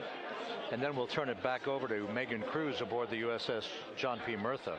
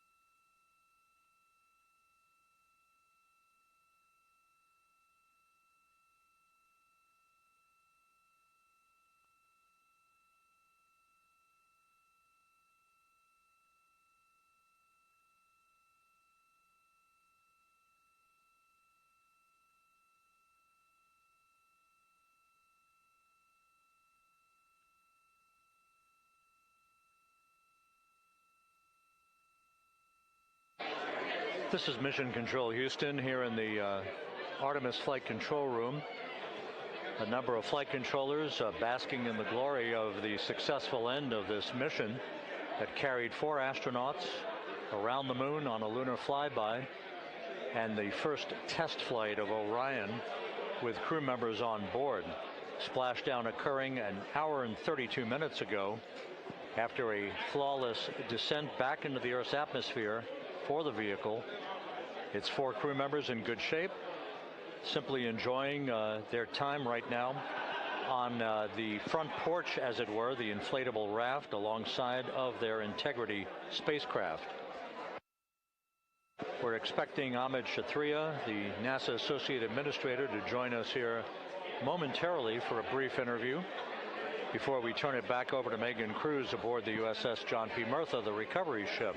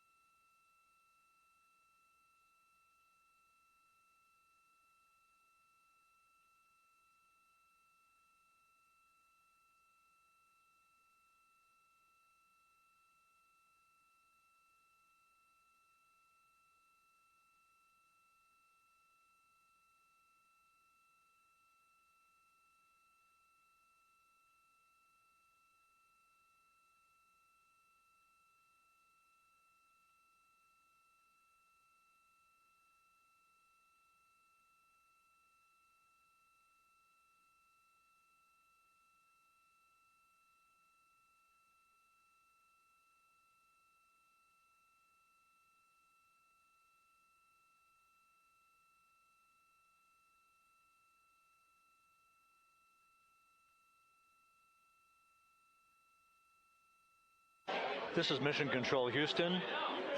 We're about an hour and 34 minutes since the textbook splashdown of integrity in the Pacific to bring home our astronauts. And with us now is Amit Kshatriya, the NASA Associate Administrator. Amit, a little bit of history made tonight, a little bit of history made over the past few weeks. Your thoughts as this team here basks in the glow of what they just accomplished? Yeah, Rob, we're here in the control center, and it's kind of overrun with jubilant folks in the Mission Control Houston, as well as engineering, and folks that just want to be here, part of it, as we watch our crew get extracted from the vehicle. And you know, my thought is always about these teams. The team that's in the water right now, pulling the crew out. The team here in Houston that worked so hard over the last 10 days, no sleep to get this done. You know, we still have some work to do to get the crew to the med bay here on the ship. They all look great coming out, so hopefully that won't be too long. You know, I think we saw the administrator on the boat too, giving his thanks to the Navy team on the Mirtha, which they're just an incredible group of sailors. I was able to visit with them a couple weeks ago. And then if you pull it all the way back to the workers and the folks that joined the rocket at Michoud, that made the heat shield tiles that held together tonight, that stacked the vehicle in Florida, that integrated the vehicle in Denver, that fired the engines in Stennis, that fired the boosters in Promontory. I mean, this is the entire team, coming together and being tested by the environment that this machine went through, and they did it right. The work was good. They did it right. You've said in a number of briefings, of course, and in other forums that this is just the first step. The cadence has to step up, as the administrator has indicated. Now, it's a little early for the full report card on how Integrity did, but did this mission ultimately, from your eyes view, exceed expectations? It absolutely did. I mean, I was waiting to talk about this until we were in the water, and I think we still have, again, work to do to bring it in and really kind of go through it bolt by bolt and see what we learned. But I mean, so far, given what we learned during the mission and given how we performed on ascent, on entry, I always think about energy in terms of the states that you worry about the most, and every time we put these machines through these incredibly energetic states, they came through. So I'm fairly confident that we made a big step tonight to get us on the path towards the surface. I think the path to the surface is open now. We do have to do all the work, and we'll make sure we talk about that as cleanly as we can. We learned a few things during the mission, but I have to tell you, this was an incredible test of an incredible machine. From an American psyche standpoint, the Empire State Building was lit up red, white, and blue tonight. Our coverage was seen on baseball stadiums around the major leagues. How captivating was this experience for the American people, for the world, in fact, as we returned to the moon?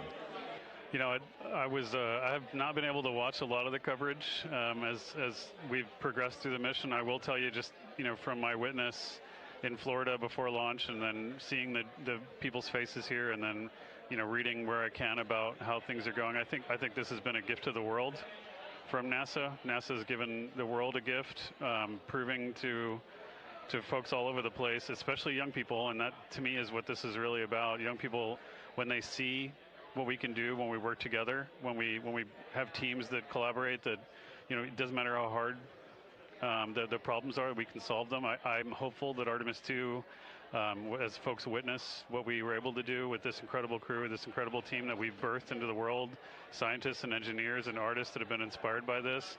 And even if they don't come work in the program, which separately they should come work in the program, because Lord knows we need the help, but even if they don't want to come work in the program, hopefully they grow up to recognize they can do amazing things when they work together and contribute to society and be good citizens and really change the way, the challenges that are coming in the world are overcomable if we work together like this.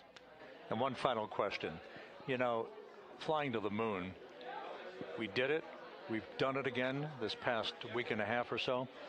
But the engineering that went behind the design of this mission and the precision, the pinpoint precision of this vehicle entering that entry corridor, it's almost mind-boggling.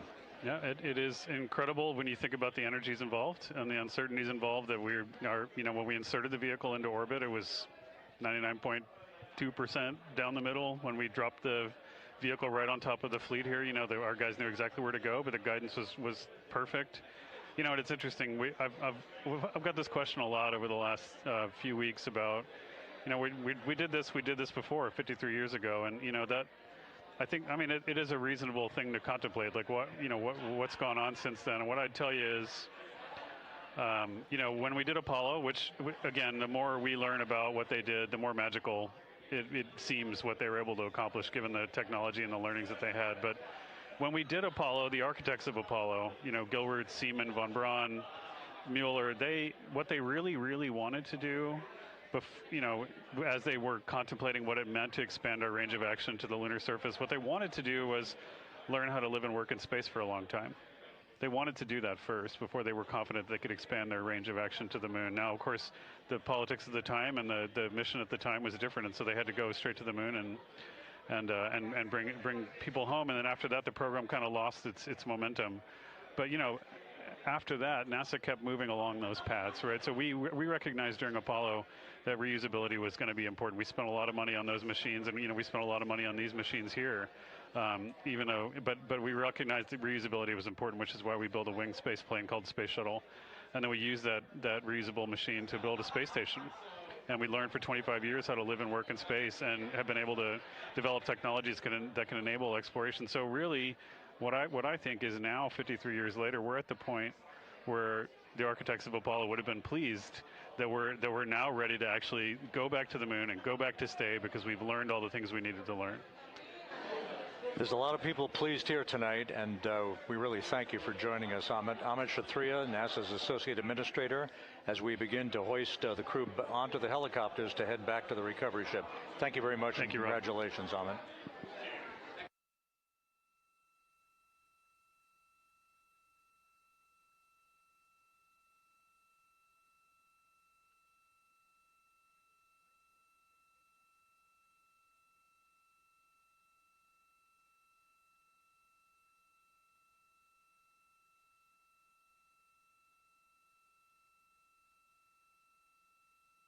This is Mission Control Houston, with the crew members now beginning to be hoisted aboard the Navy helicopters.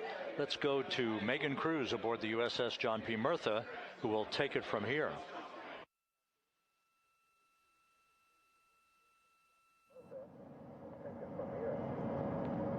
Hey, Rob, yeah, back on the bow of the ship here, we are seeing the helicopters circling Orion, the first one there, having just completed picking up the first astronaut. Helo 2 now, hovering just 40 feet above the front porch, lowering a recovery specialist out of the helicopter. That person will touch down in the front porch just there.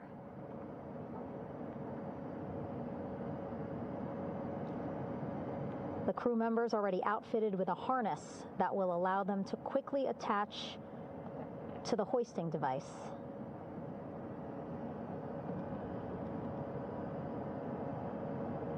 Look at the power of those blades throwing water out at the center there, the front porch, with now 3 astronauts and the recovery specialists. Again, crews already outfitted with a harness vest. And here we go. Second astronaut now off the front porch, getting hoisted into the second helicopter.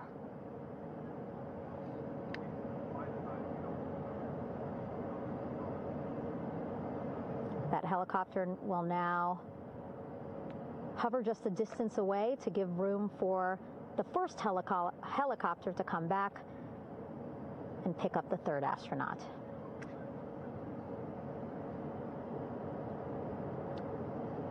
As we wait for that helicopter to come back, make its way back around, just want to mention that the President of the United States called our NASA administrator today while he was on the ship, just minutes after we interviewed him live on our coverage, and congratulated him and NASA on this history-making moment tonight.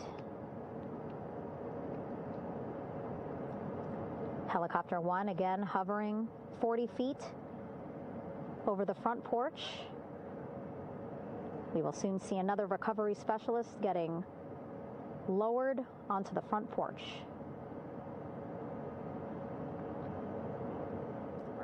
Wow, imagine sitting on that front porch, the wind, the water. But again, the recovery team determined that a helicopter flight back to the ship here would be safer, faster, and more comfortable for our crew who just completed a 10-day mission around the moon.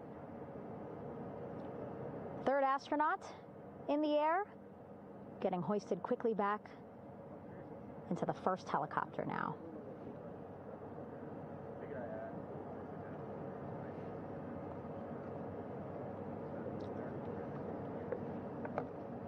That first helicopter now on its way back to the ship here. We will soon see it land in just a few minutes. Again, all this action happening just 3,000 yards away from us, so a very quick flight back to the flight deck. And now the only person left on the front porch, Commander Reed Wiseman. That second helicopter now making its way back over to the front porch. Here it comes.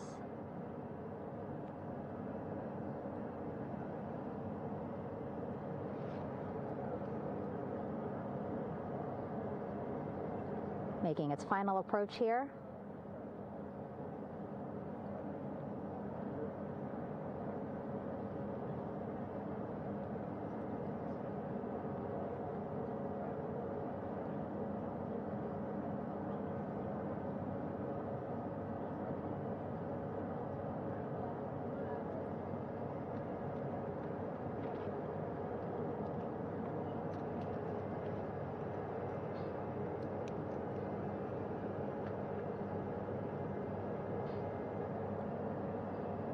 The last astronaut, Commander Reed Wiseman, now off the front porch and almost into the second helicopter. Both now on their way back to the ship where we are, the USS John P. Murtha, just west of San Diego in the Pacific Ocean.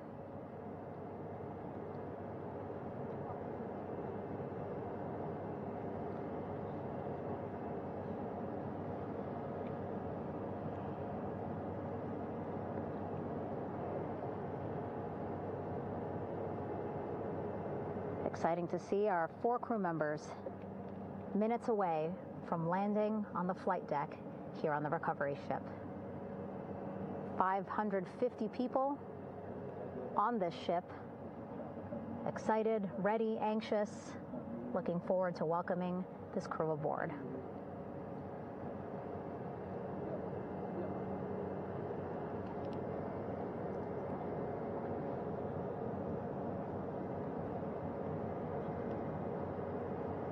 Watching them now with our own eyes. Close to the ship here. Hearing them begin to hover on the flight deck, which is just across from us, here on the bow.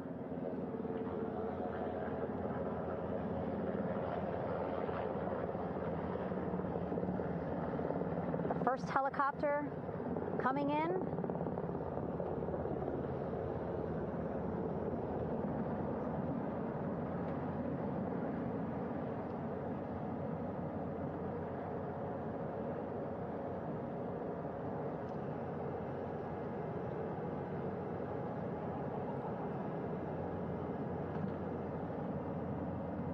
And wheels down. Wheels down of the first helicopter carrying 2 of our Artemis II crew. Pilot Victor Glover and mission specialist Christina Cook.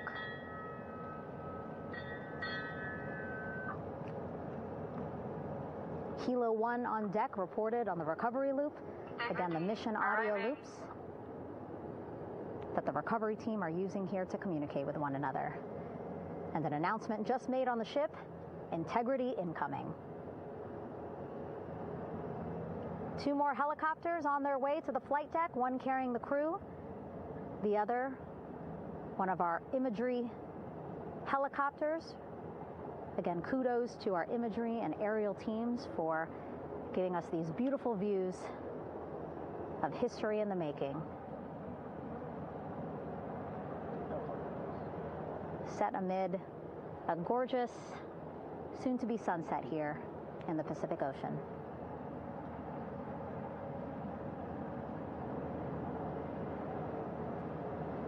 Second helicopter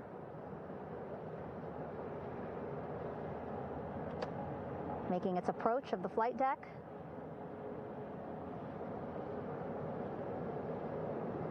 Plenty of people here on the bow with their cell phones out, filming this moment.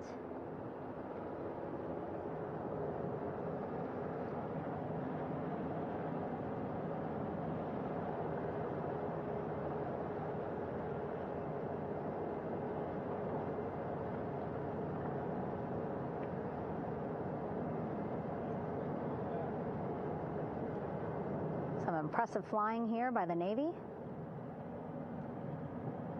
as we are seconds away from wheels down. And there you go. We now have all 4 Artemis II crew members on the USS John P. Murtha.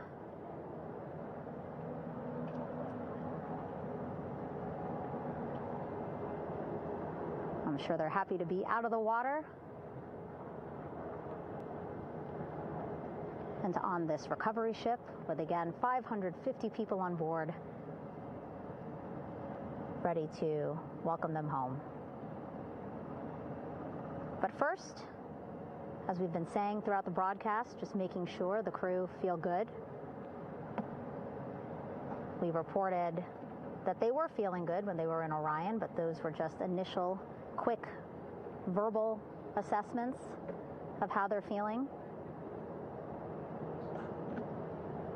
Their destination tonight, the medical bay here on the ship,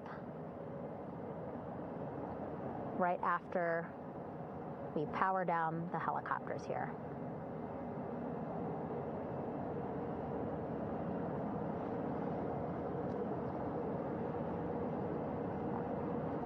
The team on the flight deck working quickly but methodically.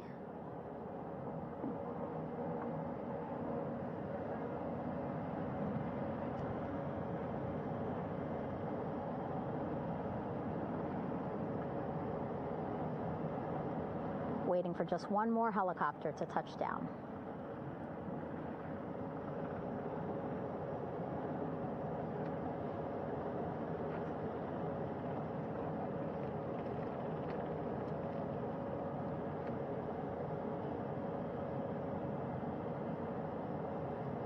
Very limited personnel here on the flight deck. Restricted maneuvering doctrine is in effect. As that third helicopter touches down.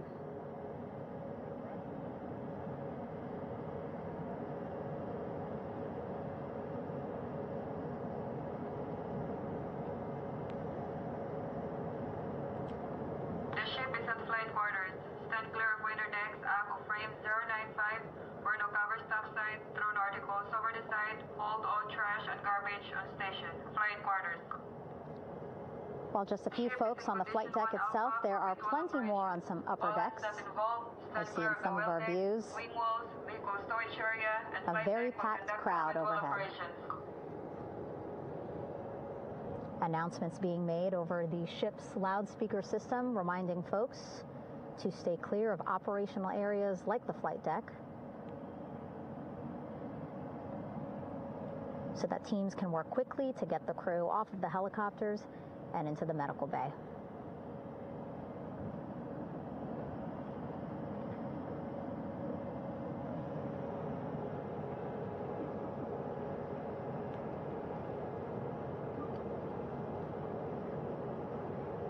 Splashdown today, 5:06 p.m.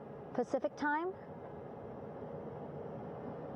We are within 2 hours of that splashdown time, and already we have all 4 crew members on the flight deck of the USS John P. Murtha.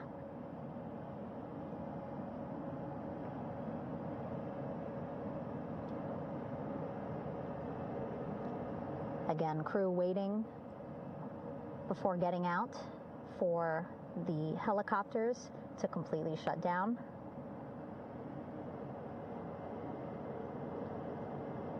Safety, of course, very important to NASA and the U.S. military.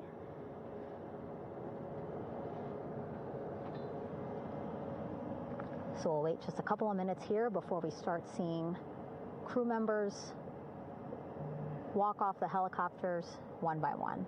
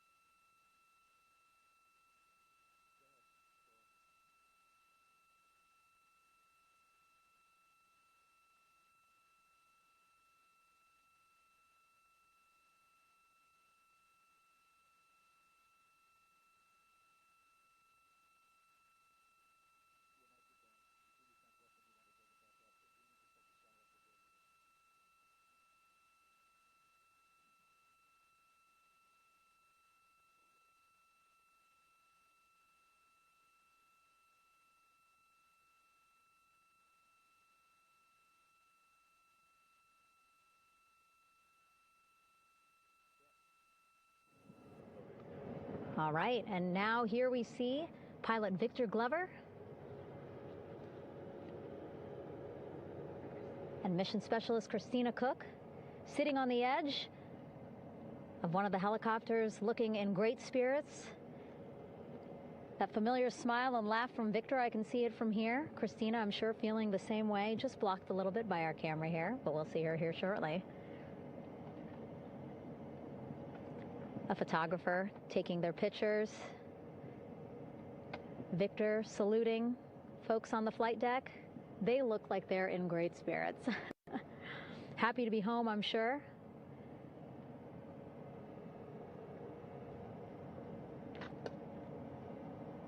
If you're sitting at home, I hope you too are wondering, what would you want to ask them if you got a chance to talk to them? Because that is what I'm thinking about. Getting the opportunity to talk to or ask questions of these 4 astronauts who just made history as the first crew to return to the moon since 1972.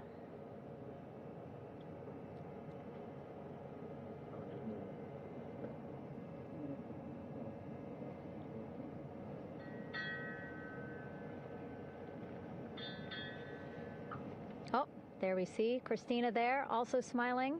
Finally peering out, waving at the cameras. Hello to you too, Christina, yes. Welcome back. Welcome, welcome home. A loudspeaker announcement on the ship saying, "Welcome home, Integrity."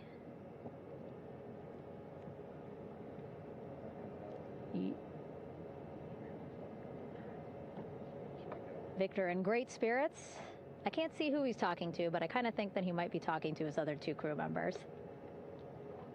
Shouting from across the flight deck, congratulations to one another.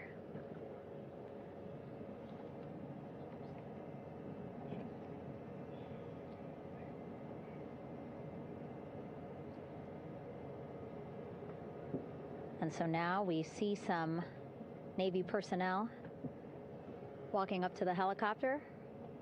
This is again the first helicopter carrying pilot Victor Glover and mission specialist Christina Cook. Both have taken off their helmets now.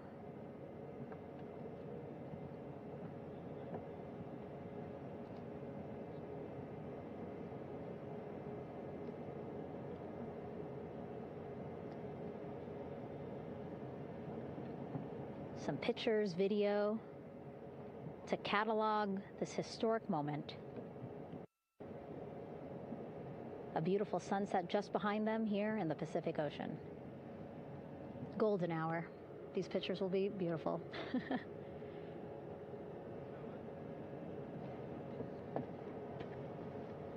Now we see NASA Administrator Jared Isaacman. He is on the flight deck, as well as Flight Surgeon Rick Schuring walking over to Victor and Christina first. We saw the administrator walk over to the other helicopter, which is carrying Commander Reed Weissman and Mission Specialist Jeremy Hansen.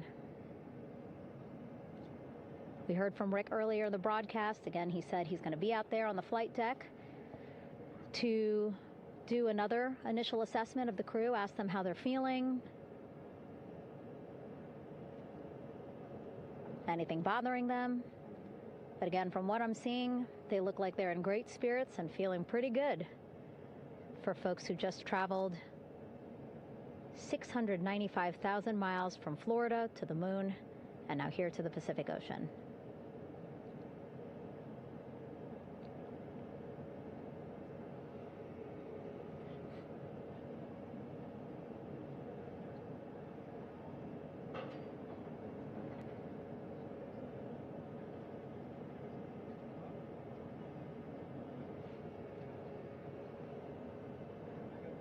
We're now seeing NASA Administrator Jared Isaacman walking across the flight deck. He had been talking to Reed and Jeremy, now approaching Victor and Christina. A hug from Victor, a hug from Christina. What a moment that we're getting to experience together.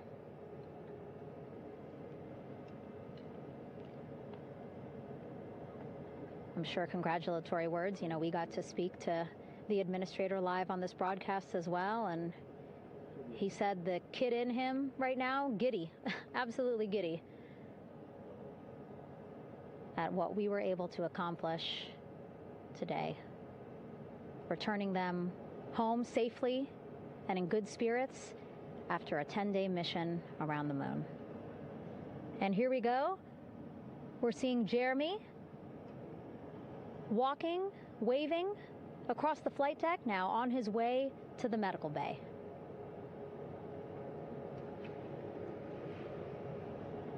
It's a short walk, less than a minute. Again, that's why the recovery team decided to use helicopters to get them on the flight deck for that short walk to medical bay. And now on the flight deck, we see the chief of the astronaut office, Scott Tingle. Rick Schuring switching places. He's going over to the other helicopter. Big hugs from Victor, Christina to Scott. Again, a gorgeous sunset setting the stage for this recovery tonight.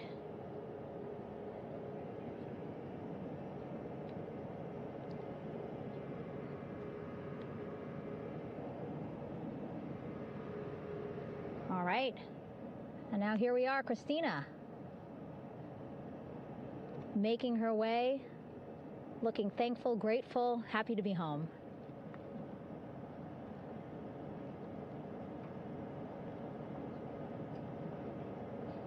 You can see she's looking up. Again, lots of people, just a few levels up off the flight deck, welcoming her home.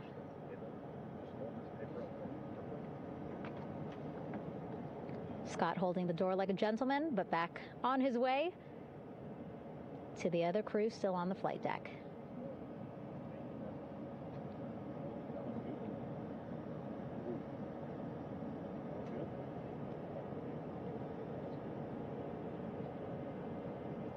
So still on the flight deck, Victor Glover and Reed Weissman. It looks like Victor will be the next one headed to medical bay. More hugs, more hugs. He's a hugger.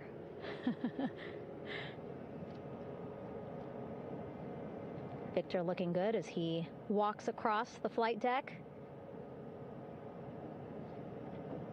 NASA Administrator applauding. Victor applauding for all the folks on the ship with him who played a role in their safe return today.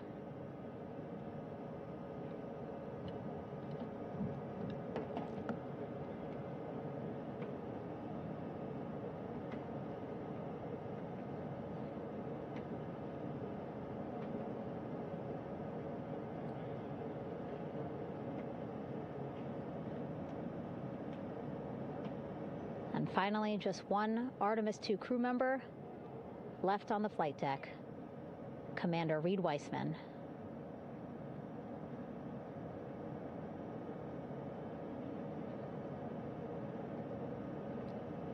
Applause from the group there on the flight deck, I'm sure, as well as on the level just above them, packed with people. Reed looking good as he takes his steps towards the medical bay.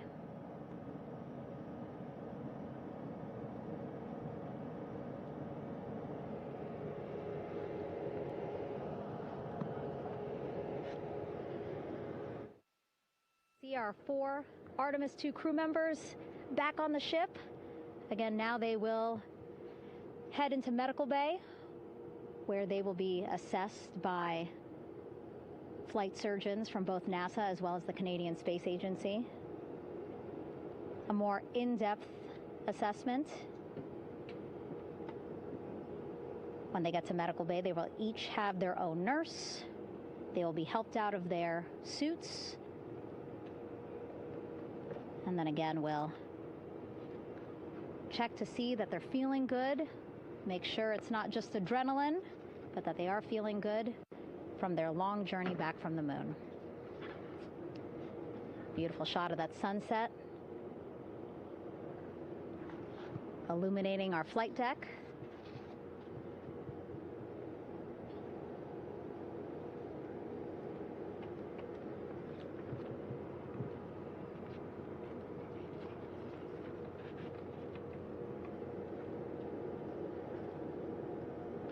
All right, and now with our astronauts safely on board, I want to welcome on Artemis Recovery Director Lily Villarreal.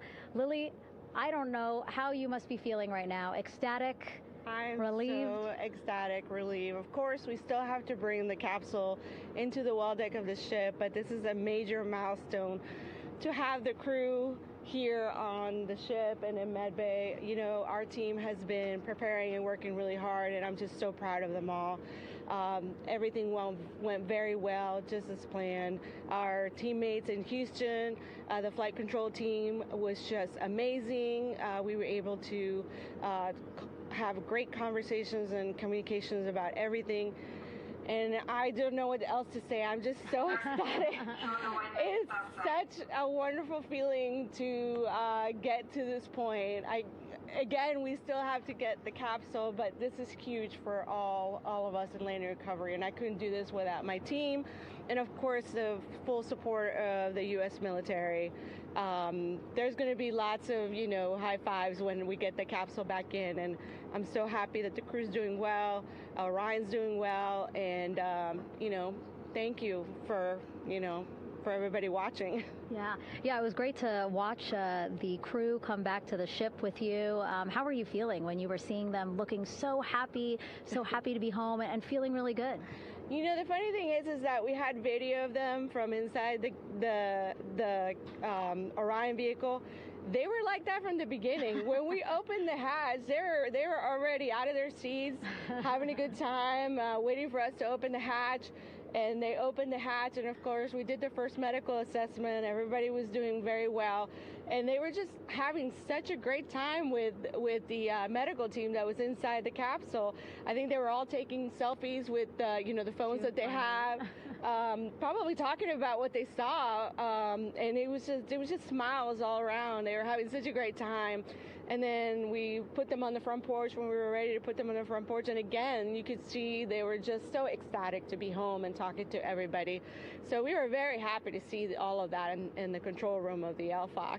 How remarkable is that? Again, if we think about their journey, the 695,000-mile journey around the moon and back, coming back at 30 times faster than the speed of sound. I mean, how remarkable is that they are in such good spirits? I mean, this is an amazing crew. I think you guys have seen it for the past 10 days. They're wonderful people, and we're so happy that they brought us along on that ride. And I can't wait to see all the additional videos and pictures that they have that, we'll get a hold of now that they're back on the ground. And I can't wait to hear how a little more than what we saw on the press briefings from the crew about what they saw. It's just fantastic. Some of my favorite people around this 10 days was a science team and how excited they were. And so this is exactly how we feel in the landing recovery team when the science team went, oh my goodness, when they heard all the discussions about the moon. This is exactly how we feel now in the landing recovery team. We're so ecstatic. Yeah. Again, we have to recover the capsule. I want to make sure we don't forget about our Orion. Lily's all about business. She's thinking about what's next. But yeah, speaking of these 10 days, I mean, we have been along for the journey with them, live with them 24/7 for 10 days, and just really seeing the engagement that we've gotten from around the world. What do you hope people take away from this mission? I think that's fantastic. So, my story was that I went to the Kennedy Space Center. I was born in Colombia. I was 10 years old when we moved to the United States, but when I was 7, my family took me to the visitor center, and that's when I learned about Apollo. And we went to the moon, and I learned about astronauts, and that story was what really fueled me to want to do STEM and want to be an astronaut. And I think that this Artemis program is going to do exactly what what girls, my age back then is 7, young people right now, girls and even like young men, obviously. But we want to empower people to know that you can do this, right? If you want to come and work for NASA, if I did it, they can do it. And Artemis program is just going to inspire everybody. And I'm so happy about that. Yeah. Like Apollo inspired me. Thank you so much, Lily. Really appreciate you being here. As you said, still a lot of work to do, 5 to 6 more hours to recover Orion that's still out in the water. So I'll let you get back to it. But you had beautiful words to say again. We hope that this inspires people. We hope that you come and join us at NASA and accomplish great things with us in the future. Yeah. Back to you, Rob. Thank you, Megan, and safe sailing out there in the Pacific. Here in Mission Control, it is now all quiet. The team of flight controllers and all their support personnel have left the room to enjoy the aftermath of a textbook touchdown by Integrity that splashed down in the Pacific right on target to complete this historic flyby of the moon, the Artemis II mission. With that, we'll wrap up our coverage for the night and point you to a post-splashdown news conference in 15 minutes at 9:35 p.m. Central Time, 10:35 p.m. Eastern Time, where managers will discuss the return of the Integrity spacecraft and the completion of the Artemis II mission. With that, we'll wrap up our coverage for this evening and historic mission in the history books. This is Mission Control Houston.